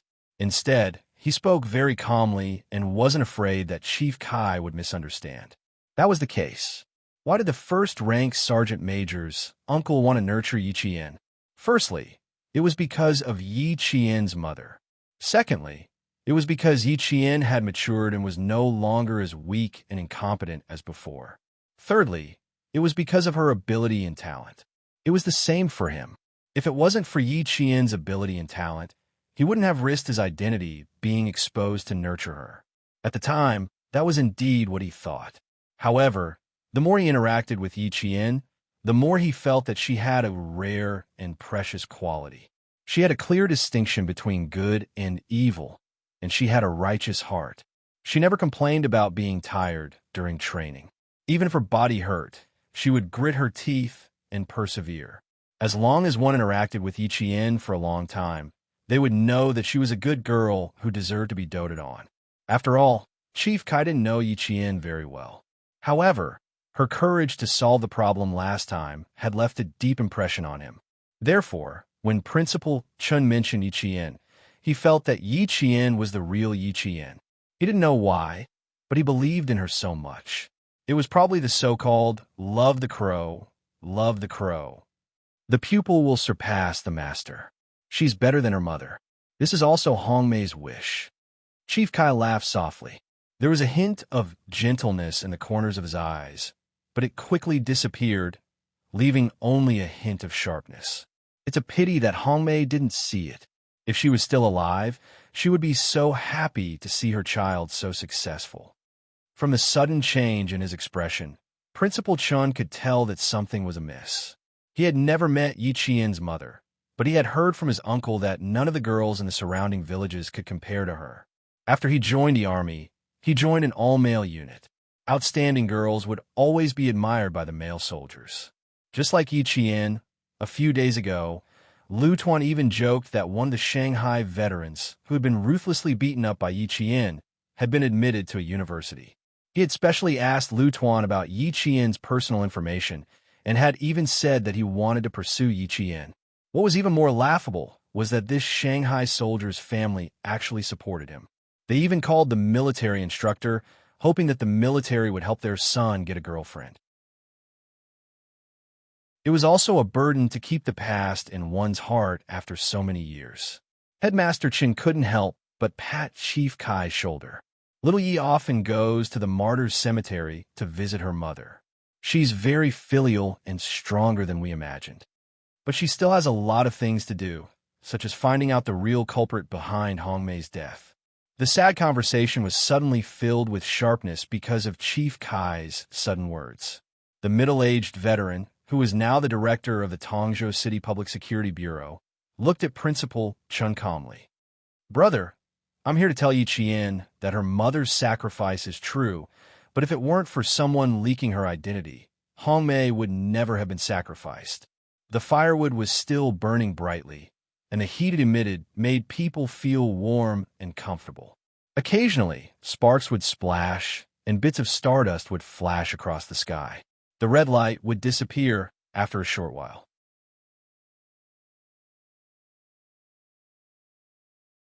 Chapter 16:26. Just like the fire in Chief Kai's eyes, because Principal Chun did not answer for a long time, it went from bright to dark and eventually turned into ashes. There was not a trace of light left. "Brother, you don't believe me, right?" Chief Kai sighed heavily, the corners of his mouth full of bitterness. "Yes, it's been almost 20 years. Who would believe me? If I don't believe in myself, who will believe what I say?" Chief Kai, who had retired from the military and relied on his own abilities to get to where he was today, sighed heavily again, as if he wanted to spit out all the pent-up sorrow in his heart. It's been almost 20 years. If it wasn't for Yi Qian's appearance, perhaps I would have been so muddle-headed for the rest of my life. Before Hong Mei left, she said that if she sacrificed herself, she asked our comrades in the military to take good care of her daughter. Brother, we didn't agree and even said that she was overthinking things. Who knew that she already had a premonition that she would sacrifice herself? The fire burned too brightly. Principal Chun used a pair of tongs to take out a piece of firewood and then used the ashes to extinguish the flames. Principal Chin's voice came through the subtle movements. When she left the village, she actually left with the thought that she would die. Because at that time, Yi Qian's mother already had a vague idea that she might not be able to return. Principal Chin's expression did not change much when he said such a big thing, because he already knew a thing or two from Uncle General Chief Kai's face was full of shock. He thought that even Yi Qian did not know, but now that he heard that she actually had a vague idea, the extinguished fire in Chief Kai's eyes burned brighter and brighter than before.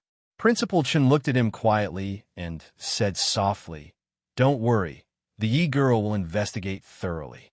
But we hope that at least 2 years after she graduates from the military academy and has a firm foothold in the military before investigating her mother's matter. We didn't tell the Yi girl because this child has her suspicions, and she already has a suspect, but she can't get away to investigate at the moment." Principal Chin's face darkened slightly as he spoke slowly. His calm tone was laced with a hint of coldness. "We will investigate it thoroughly, but not now." Chief Kai couldn't accept it. "Since you already know, why not now? It's been so many years. If we don't investigate further, it's very likely that we'll never find out who the real culprit is. If Yi Qian is being targeted right now, and if she makes a move, she will be hurt. Are you willing to see that happen?" Principal Chin's words made the sharpness in Chief Kai's eyes suddenly sink, forcing him to suppress all of his anger. After taking a deep breath, he asked, "It seems that the real culprit is already in a very high position." In the 3rd year after Hong Mei's death, a group of our comrades retired. In September, we wrote a letter to the town, and in early October, we received a reply saying that Yi Qian had died young after falling into the water. At the end of December, we sent a retired comrade to Fujian town to investigate personally. He also received news that Yi Qian had died young. After that, we didn't inquire further, and we all believed that the news was true. When I met Yi Qian in Tongzhou, she told me personally that she thought it was a miracle that she was able to survive safely. From that, I knew that someone had been secretly preventing us from inquiring about Yi Qian. They even bribed the comrades we sent to confirm the news, so that we would completely believe that the daughter of Hongmei had died young after falling into the water. Then, brother, you said that Yi Qian is being targeted right now, and if she makes a move, she'll be hurt. This is the thing that our old comrades don't want to see the most. The real culprit is preventing us from meeting Yi Qian because they're afraid that we'll tell Yi Qian about Hongmei's death back then.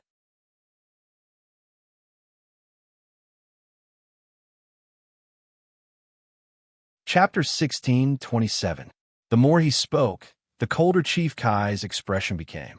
Principal Chun frowned as he listened. He didn't expect Yi Qian's mother's comrades to have come to Fujian town. He also didn't expect to receive news of Yi Qian's premature death. 3 years after her death. Wasn't that when Yi Zhifan was transferred to Fujian town's government office? Principal Chun couldn't help but say, "The situation is more complicated than you think. Someone tried their best to stop you from meeting Yi Qian, and at the same time, ordered Yi Zhifan's family to raise Yi Qian so that the truth behind Yi Qian's mother's death would never be revealed. If even the biological daughter didn't investigate the truth behind her mother's death, then who would? No one would pay attention to something that happened more than 10 years ago, and no one would deliberately investigate it. Even if it was Lao Kai, he probably wouldn't have investigated Yi Jian if he hadn't met her. After all, it had happened so long ago. Who would remember? Even Uncle Jin didn't want Yi Qian to investigate further. Otherwise, he wouldn't have kept it a secret for so long. But if Yi Qian insisted on investigating, he wouldn't stop him. Chief Kai's brows furrowed even tighter. He fumbled around in his pocket and took out a pack of cigarettes. Holding the cigarettes, he bent over and lit them up by the firewood. He took a few deep puffs and exhaled a string of smoke. He kept thinking in his heart and mind. No, he couldn't let Yi Qian take the risk. He couldn't let Hong Mei's only daughter take the risk. If something happened to Yi Qian, he wouldn't be able to answer to Hong Mei. Principal Chun didn't say anything. To investigate or not to investigate. He and Uncle Jin had the same idea. As long as Yi Qian went far and stood high, they didn't want her to lose her happiness because of hatred. Old Chun, let me investigate Hong Mei's matter. I'll let you know if there's any news. I waited so long to find out that Hong Mei's daughter is still alive. As long as Yi Qian wants to investigate, I will definitely help him. After finishing his cigarette, Chief Kai didn't have any expression on his face. This high-ranking police chief said word by word, "My life was saved by Hong Mei. Now, it's time for me to repay her with my life. Brother, tell Yi Qian not to touch her for the time being. Let me do it." Principal Chun did not say anything else. He only asked, "Why must we investigate?" "Brother, let me tell you about Hong Mei. You'll know why I'm doing this after you hear it." When he mentioned his comrades who had sacrificed themselves, a gentle look appeared in Chief Kai's eyes again as he reminisced about those days when he was young.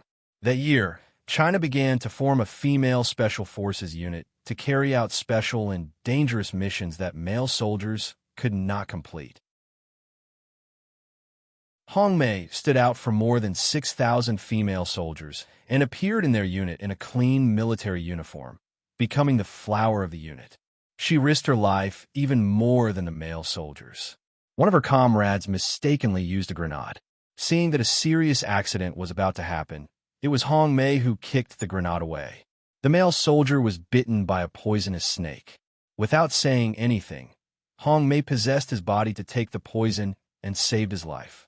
When they encountered an avalanche, Hong Mei ignored the risk of her own life and relied on her own strength to drag 2 male soldiers whose legs were broken. When they entered the desert and encountered a sandstorm, the entire unit got lost. It was Hong Mei's bottle of water that saved the lives of 20 people in the unit. His life was supposed to be sacrificed at some border, but Hong Mei braved the hail of bullets to save him. Her calf and shoulder were pierced by shrapnel.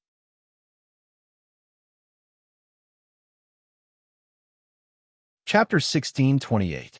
Although Hong Mei was only a female soldier, the bravery and fearlessness she displayed made all the male soldiers respect her.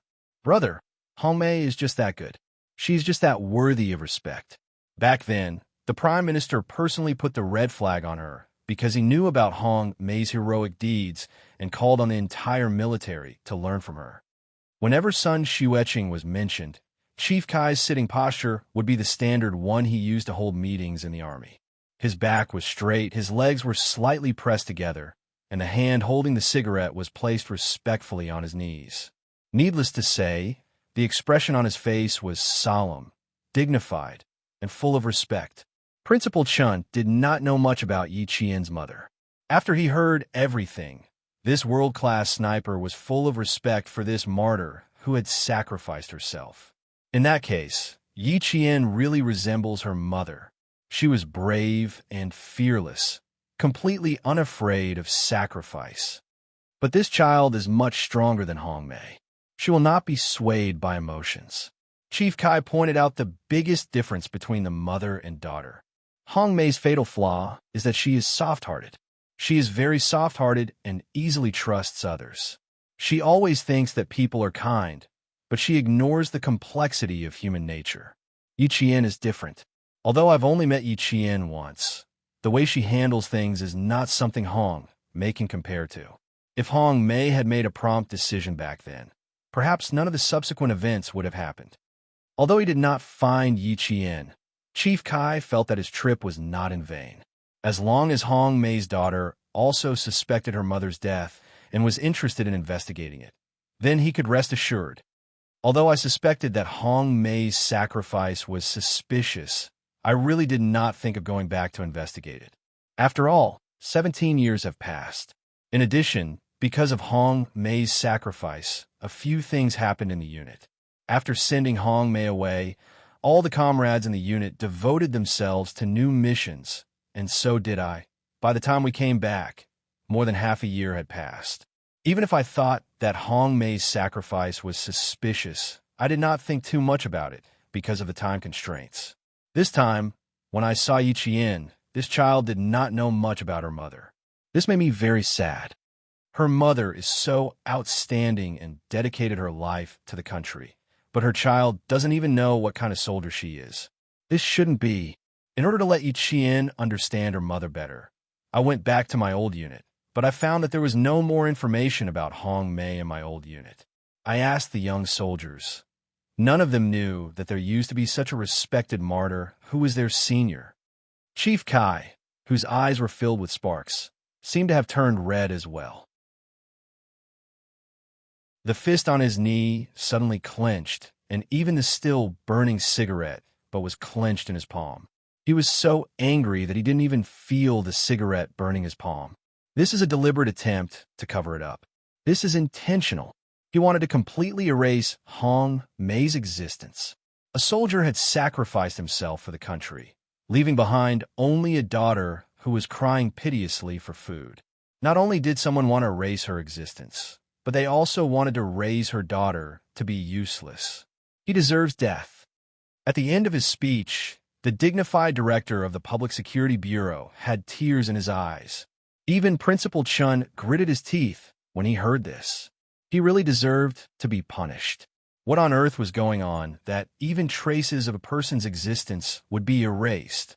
To make a soldier who had sacrificed herself for the country and had outstanding military achievements become an unknown ordinary person. How dare they do this?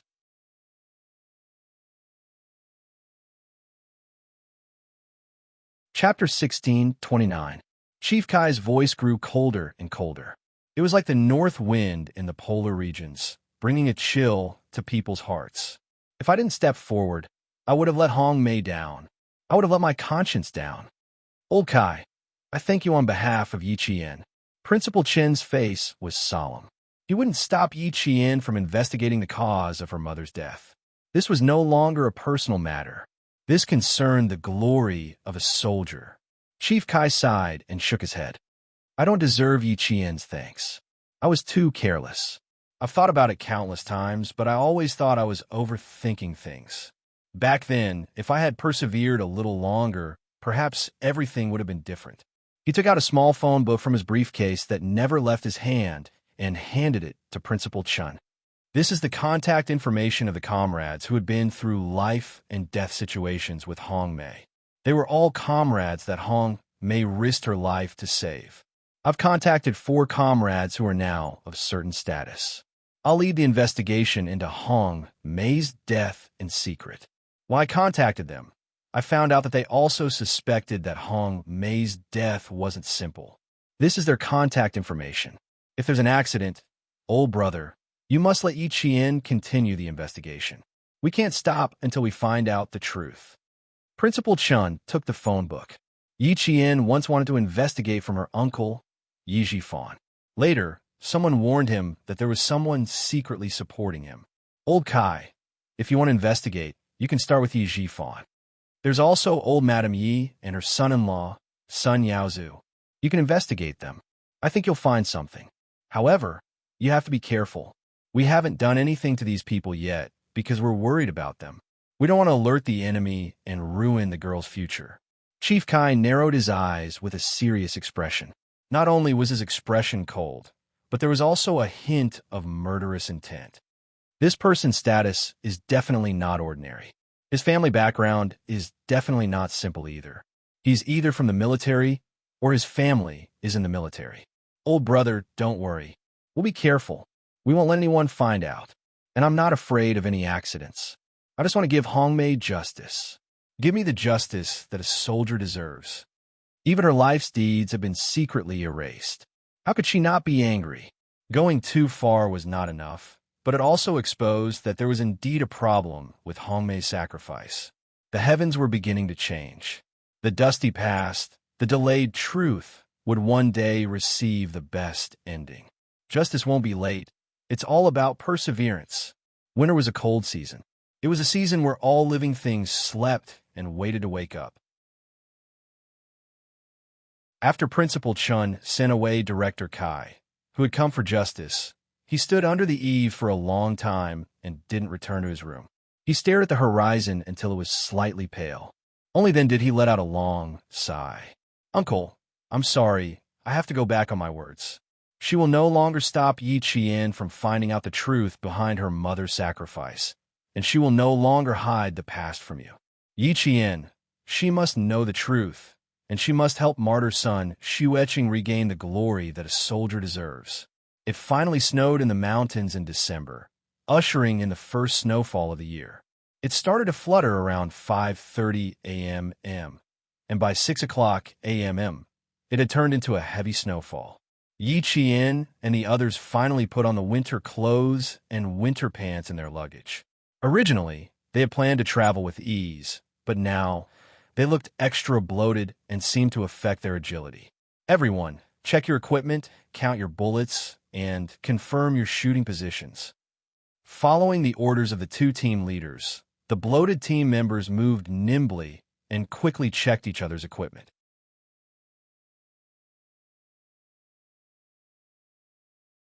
Chapter 16:30. Next up was the 300-meter time limit of 100 shots. Everyone only had 3 minutes to check, count the bullets, equip their equipment, and confirm the shooting target. They had to complete this quickly. No one spoke. The north wind that blew over even contained a murderous aura that made people feel fearful. The forest was filled with the sound of click, click, click as they checked the guns. Yi Qian listened to the familiar sound that made her blood boil. Her lips curled into a faint smile. She liked this kind of sound. It was so bright and lively. She liked the moment when the bullet was shot out of the barrel. She felt as if the sound of her bullet was running around her heart. Listening to it made her feel as if her whole body was filled with power. Check complete. Check complete. Check complete.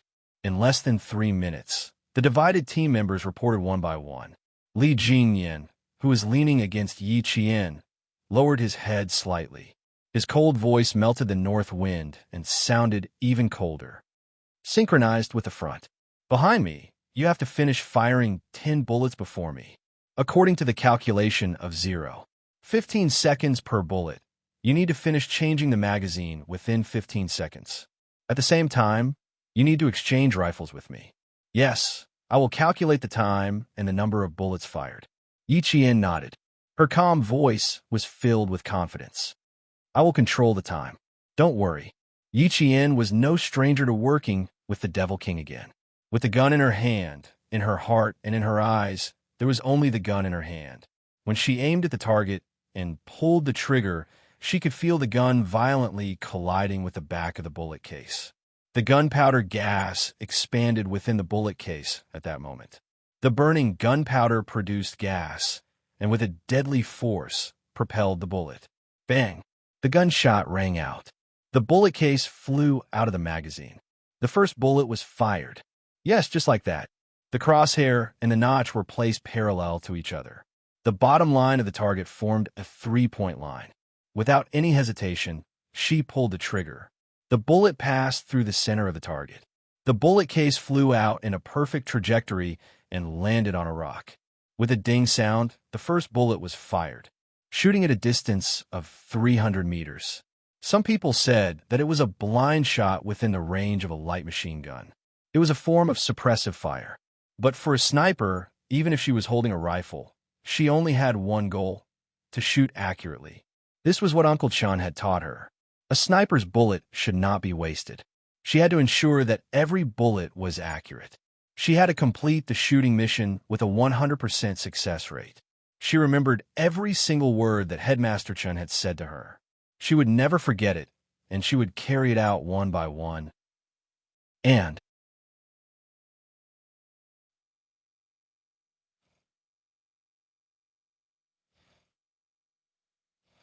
the second bullet has been fired. Li Jingyan knew that he would be stunned for a second. There was a time limit of 100 shots within 300 meters. He could complete the shooting while walking.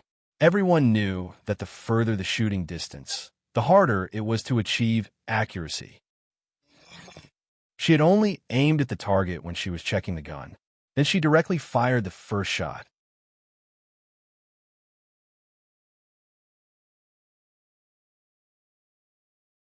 Chapter 16:31.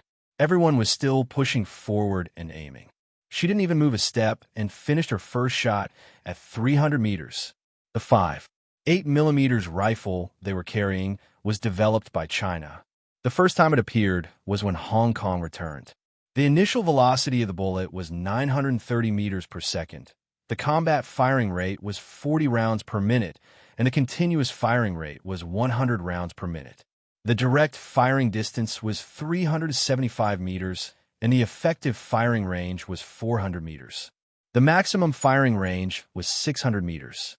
A rifle with a combat firing rate of 40 rounds per minute would have amazing firepower if it was shot blindly. However, at a distance of 300 meters and without a scope, one would have to rely on one's own vision to complete accurate shooting. At the very least, one would have to have a preliminary aiming action. It wasn't like her, who directly lifted the gun and fired 2 shots. Did she have any aiming action? Did she have any aiming action just now? Not at all. She didn't even have any aiming action. Not only did she complete the shooting, she also completed the shooting accurately. Li Jingyan quickly caught up with her speed. The two of them pushed forward and completed the shooting quickly. This was a limited-time shot. The rifle in his hand was an air-conductive automatic type with a rotating lock. It could fire in single and continuous bursts. The theoretical rate of fire was 650 points per minute, and the firing rate was 100 rounds per minute. The single firing rate was 40 rounds per minute. They had a single firing rate, and the ammunition was a 70-round magazine. Because they still had to exchange their rifles, they had to complete a 300-meter shooting within 4 minutes. Accurate shooting required fast hands and sharp eyes. The 70-round magazine had to be changed twice, and the rule was that they had to complete the change when they had 50 rounds. It had to be said that such a rule was extremely harsh.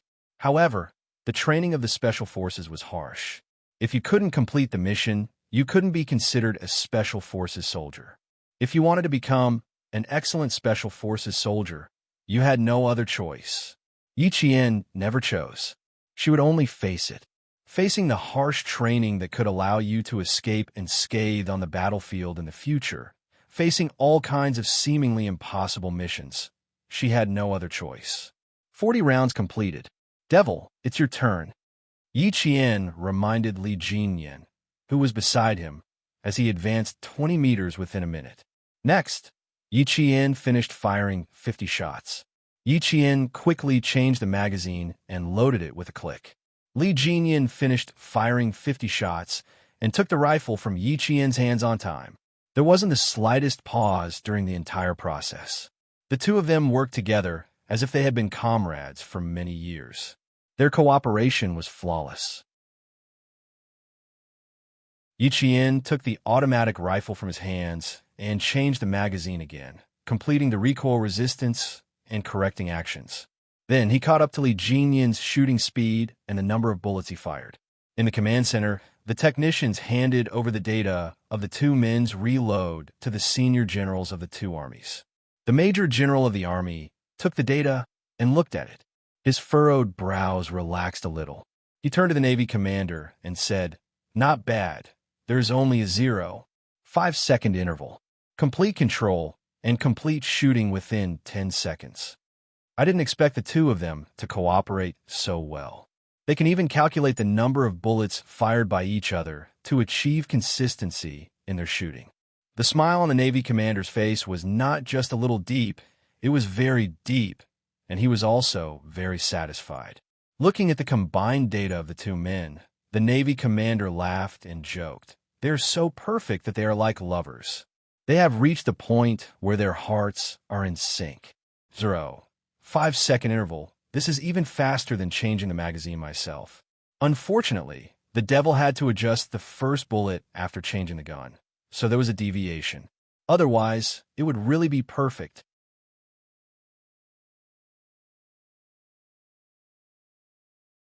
Chapter 1632.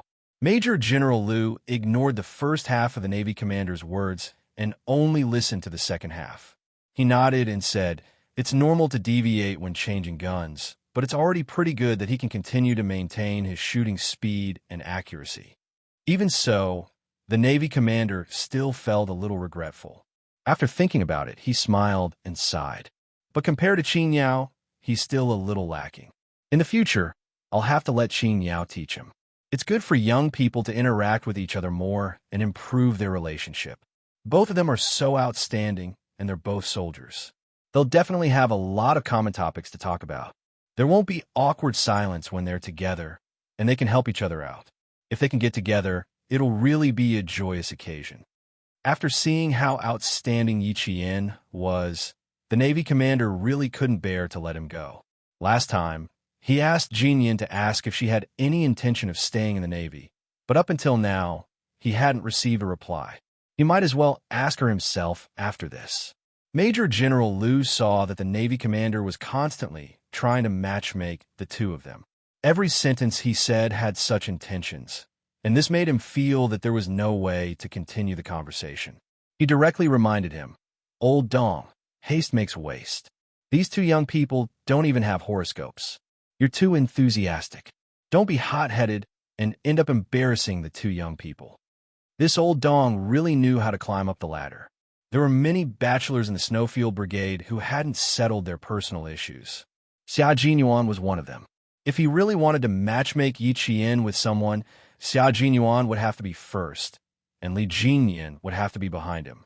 The Navy commander smiled, but didn't say anything. This kind of thing had to be pointed out. If he didn't, with Jinyan's cold personality, would he take the initiative to pursue Yi Qian? That was absolutely impossible. As long as he was put on the fire and forced into a corner, he would take the initiative to make a move. Besides, he wasn't really hot-headed. He could tell that Jinyan admired Yi Qian, so he was moved. Of course, this kind of thing had to be consensual. If Yi Qian didn't have the slightest bit of interest, he definitely wouldn't force Yi Qian to accept Jinyan. Seeing this, the Major General could only shake his head with a smile. However, Old Dong did remind him that Yi Qian was indeed a likable child. If anyone in the team was interested in her, or if she was interested in someone else, he would definitely not interfere. Let's not talk about personal relationships today. If there's a chance later, we'll ask the parties involved for their opinions. As for me, I definitely won't mention it in front of Qing Yao. I'll only mention it in secret. After the Navy commander finished speaking, he spread the data in his hands on the table and carefully studied the series of data from Yi Qian's shooting. The Major General didn't know whether to laugh or cry. He was the one who brought up the issue of personal relationships first, and now he was telling him not to discuss it. This kind of thing is really not worth discussing. If you have feelings, and I am willing, then we will hit it off. If you have no feelings, and I have no intentions, then it will be useless no matter how I try to matchmake you. Yi Qian had known Xia Jinyuan for so many years. When it came to personal feelings, he felt that the two of them were more compatible. As for Li Jingyan, although he was outstanding, he wasn't suitable for Yi Qian. There was no reason, but his intuition told him otherwise. The Navy commander looked at the data and pondered for a while. With a thoughtful expression, he raised his head and asked the Major General, Old Yang, Qing Yao changes magazines very quickly. This speed is a little unbelievable. Have you seen how she changes magazines?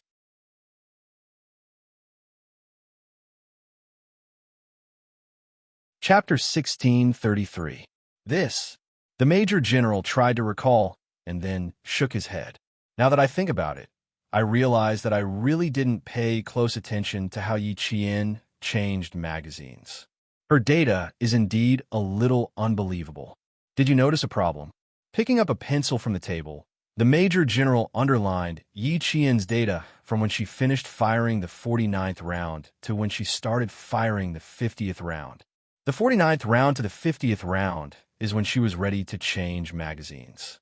That's when she unloaded the empty magazines and installed the new ones. If she didn't switch guns with the Demon King, then the 51st round and the 50th round are connected.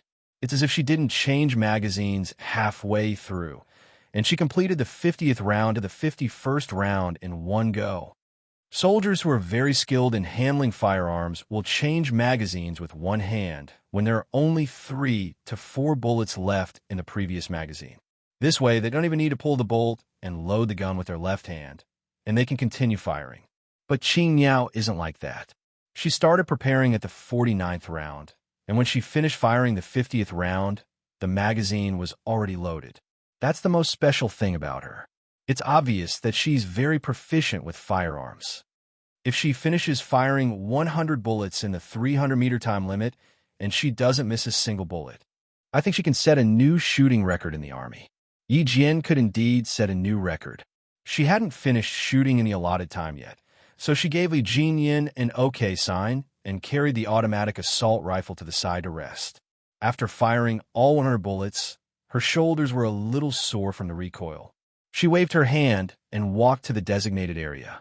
She lightly shrugged her shoulders to loosen up her tense muscles. Bang, bang, bang. The sound of gunfire was endless in the forest. The 44 soldiers needed to finish firing 4,400 bullets. It was no less than a large-scale battle. If the civilians heard the sound, they would definitely faint from fright. In order to not disturb the civilians, the military chose the 4th combat zone to be closer to the center. Moreover, the area within a radius of a few hundred miles was no man's land. Over 4,000 bullets were fired. Even if she didn't see it with her own eyes, just thinking about it in her mind was enough to make her feel that it was a spectacular scene. As for her, as she listened to the continuous gunshots, her blood was still boiling. Xia Jinyuan, who had finished shooting, walked over with his gun on his back. He couldn't help but laugh when he saw that his girlfriend was still staring ahead after shooting. The little fox was definitely a hot-blooded soldier, even more ferocious than the male soldiers. When they heard the sound of bullets and cannons, not only were they not afraid, they were even eager to fight. This could be seen from the Pakistani side's battle. You're still looking? 100 bullets aren't enough for you? Hearing the sound of the bullets, Yi Jian, who felt that she was still in the midst of shooting, immediately turned her head. She saw Xia Jinyuan walking towards her with steady steps and a faint smile on his handsome face. Yi Jian smiled and replied, "It was addictive. I'm still savoring the aftertaste."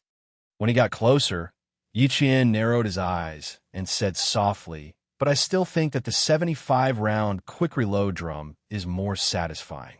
It's more enlightening than the single-shot one." This was his girlfriend, a bold girl who wasn't afraid of bullets or cannons. Major Xia raised his head and tapped on her helmet with his slender fingers. He said with a half-smile, "If you were a little more daring, you would be in heaven. You still want to reload the drum? Hold it in. I'll take you to practice later."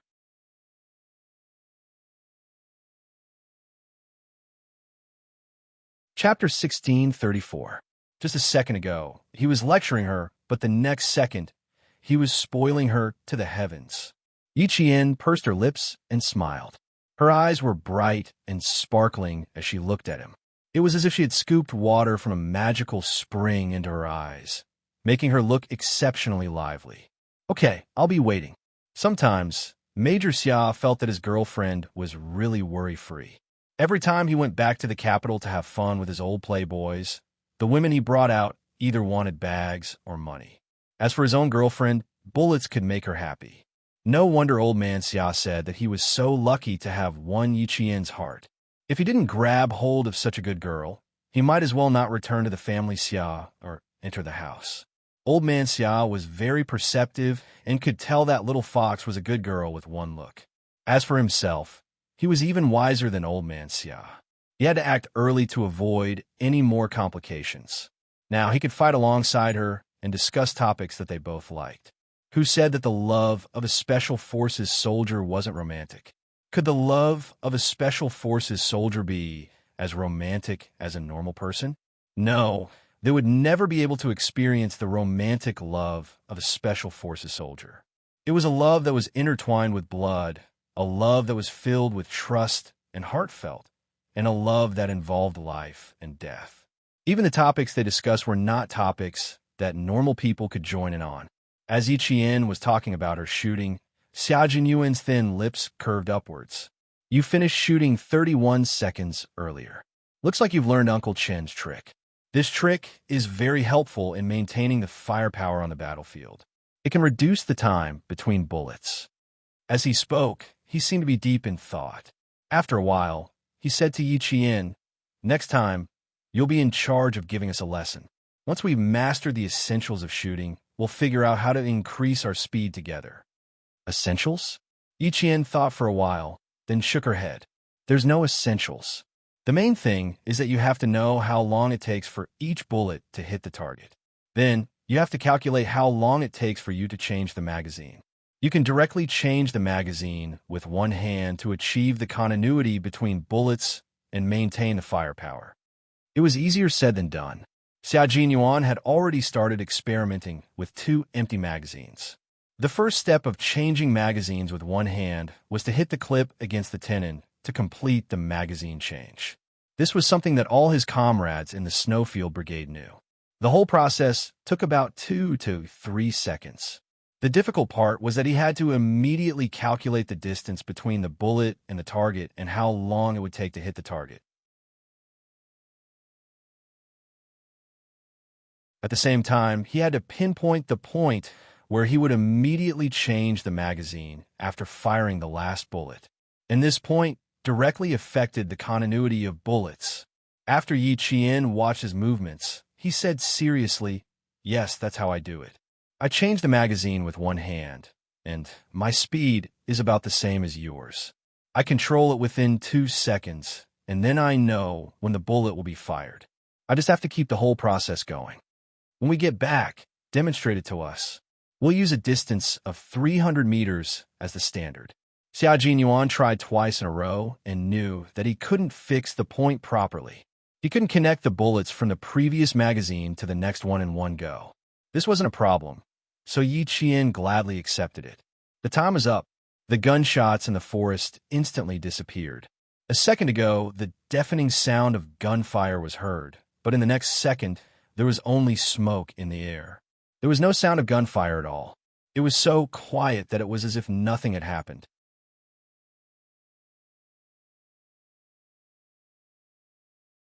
Chapter 16:35. It was snowing heavily, and a north wind blew through the forest, dispersing the thick smell of gunpowder. About 2 kilometers away from where the two teams were shooting, the local troops heard the dense gunfire and knew it was their turn to enter the battlefield. This was a nature reserve. Although it was included in the temporary battle zone for the two teams, they still had to pay attention to the necessary things. The local troops needed to help collect all the bullets. 44 comrades meant that there were 4,400 rounds of ammunition. These were all the missions of the local troops. Gather. Following the platoon commander's whistle, the two squad leaders quickly gathered their comrades. Attention, turn back. They led their comrades to their destination. It took some time to collect all the bullets, but with the help of the local troops, it saved the two teams a lot of time. The results were out.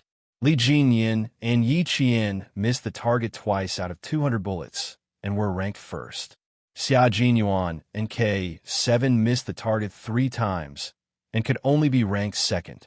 K7's thin face was a little tense, and his murderous aura was somewhat exposed.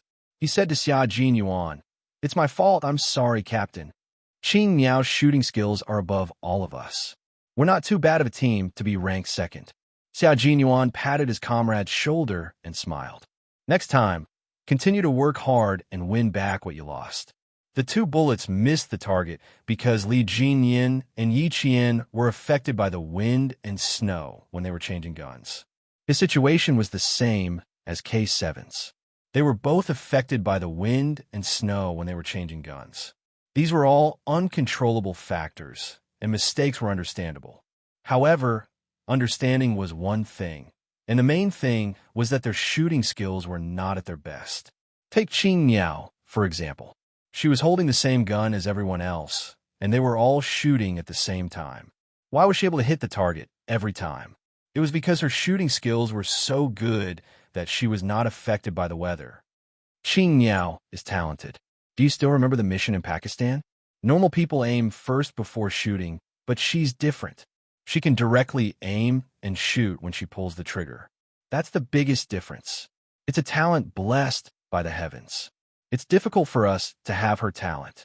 Xia Jinyuan bent down and picked up the 2 bullets from the snow. His handsome eyes were slightly sharp. "We don't have her talent, but we need to learn shooting skills from her. We can't be complacent, and we can't find excuses for our losses. We admit that we lost, but we can't keep losing like this." The snow was unusually heavy. The feather-like snow fluttered and decorated the mountain into a world of white. Xia Jinyuan, who was holding 2 bullets in his hand, looked at his comrades. His sharp eyes were like the cold light on a blade, revealing a frightening sharpness. "So, K7, we can admit defeat, but we can't keep losing." Even if the person who surpassed them was Yi Qian, his girlfriend, he would not admit defeat, nor would he find excuses for himself.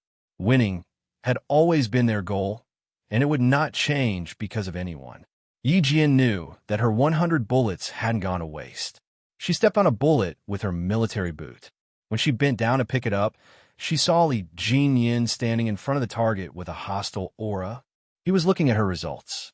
He was the one who caused the 2 misses, so he needed to reflect deeply.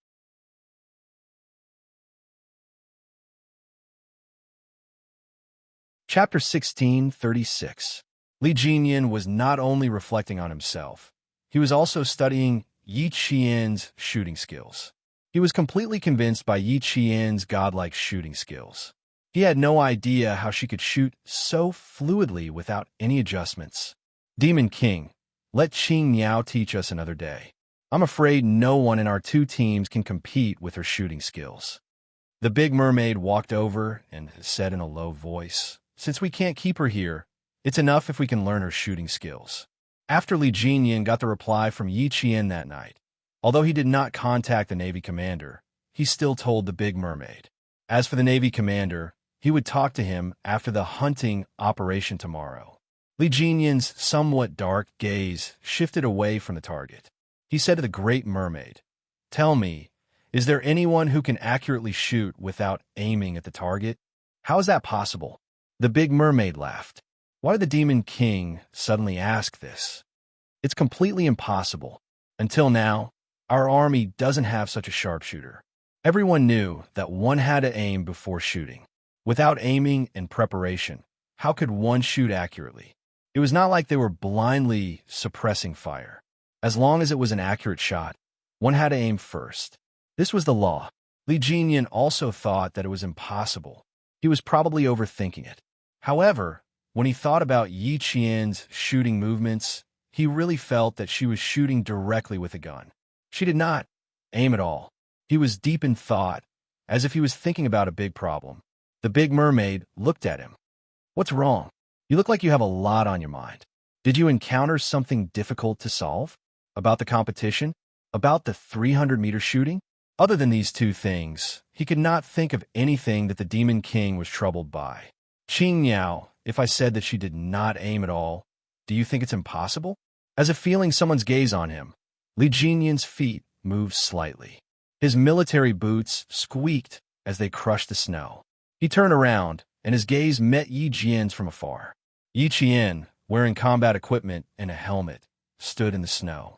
She smiled at the man who turned around and looked at him calmly. She continued to bend down and pick up the bullets. The snow blurred her beautiful face, but Li Jinyan felt that he could see the smile on her face clearly. It was like a red plum blossom in the snow, facing the wind, standing on a branch with a cold fragrance. He calmly looked away and looked at the Big Mermaid, who was shocked by his words. "I'm also shocked, but it's possible. After the training, I'll verify my guess." The command center was so quiet because of the Major General's words that you could hear a pin drop. The technicians felt that the atmosphere was a little strange. They could not help but use less strength when pressing the buttons to avoid alarming the senior generals. The Navy commander looked at the Major General, who said something shocking. After taking a deep breath, he once again looked at the data of Yi Qian's shooting. He took out a pencil and wrote for a while. He then said to the clerk beside him, "Reanalyze the data in detail. I need to know how long each bullet took to shoot." "Yes." The clerk took the data and immediately handed it to the technician for another detailed analysis.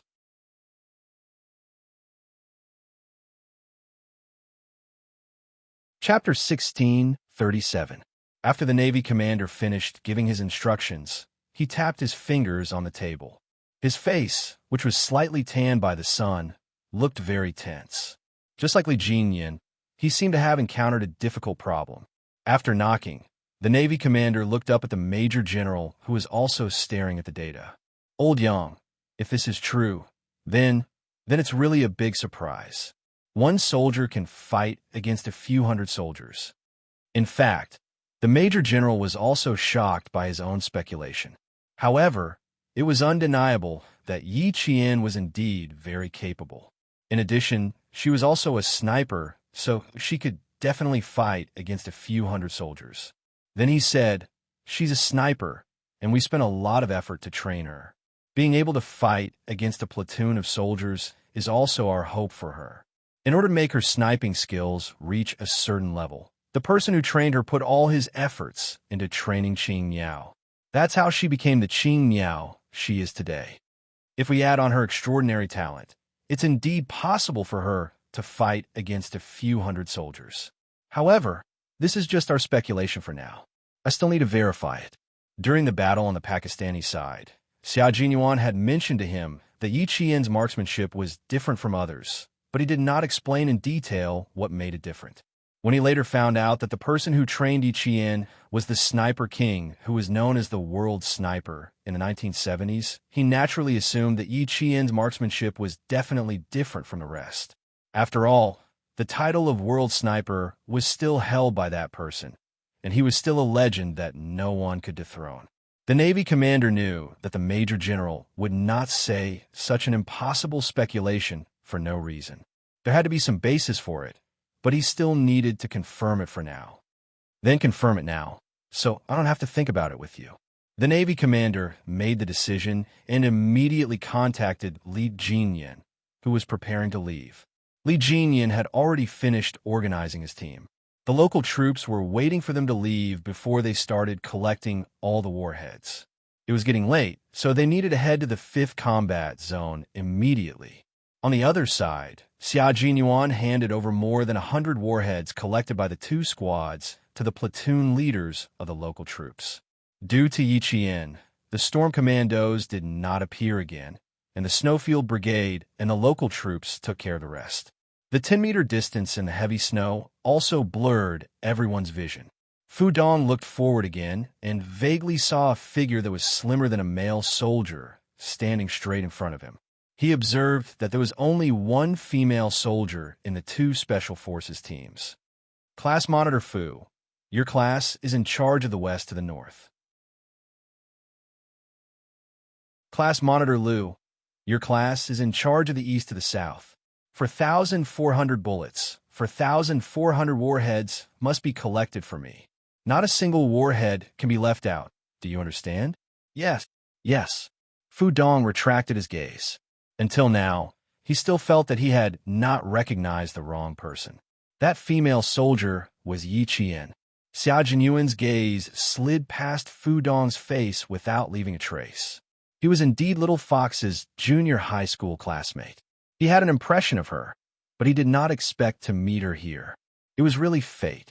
This male soldier must still have some doubts. Otherwise, he would not have kept looking forward. They had not seen each other for more than 3 years. And even though her face was covered in thick paint, this male soldier could still vaguely feel that the female soldier was Yi Qian. It had to be said that Little Fox had a great influence in the class back then, and she had left a deep impression on everyone. You're tuning into the Warrior Lore YouTube channel. Don't forget to subscribe and join us on this journey to catch the most captivating stories.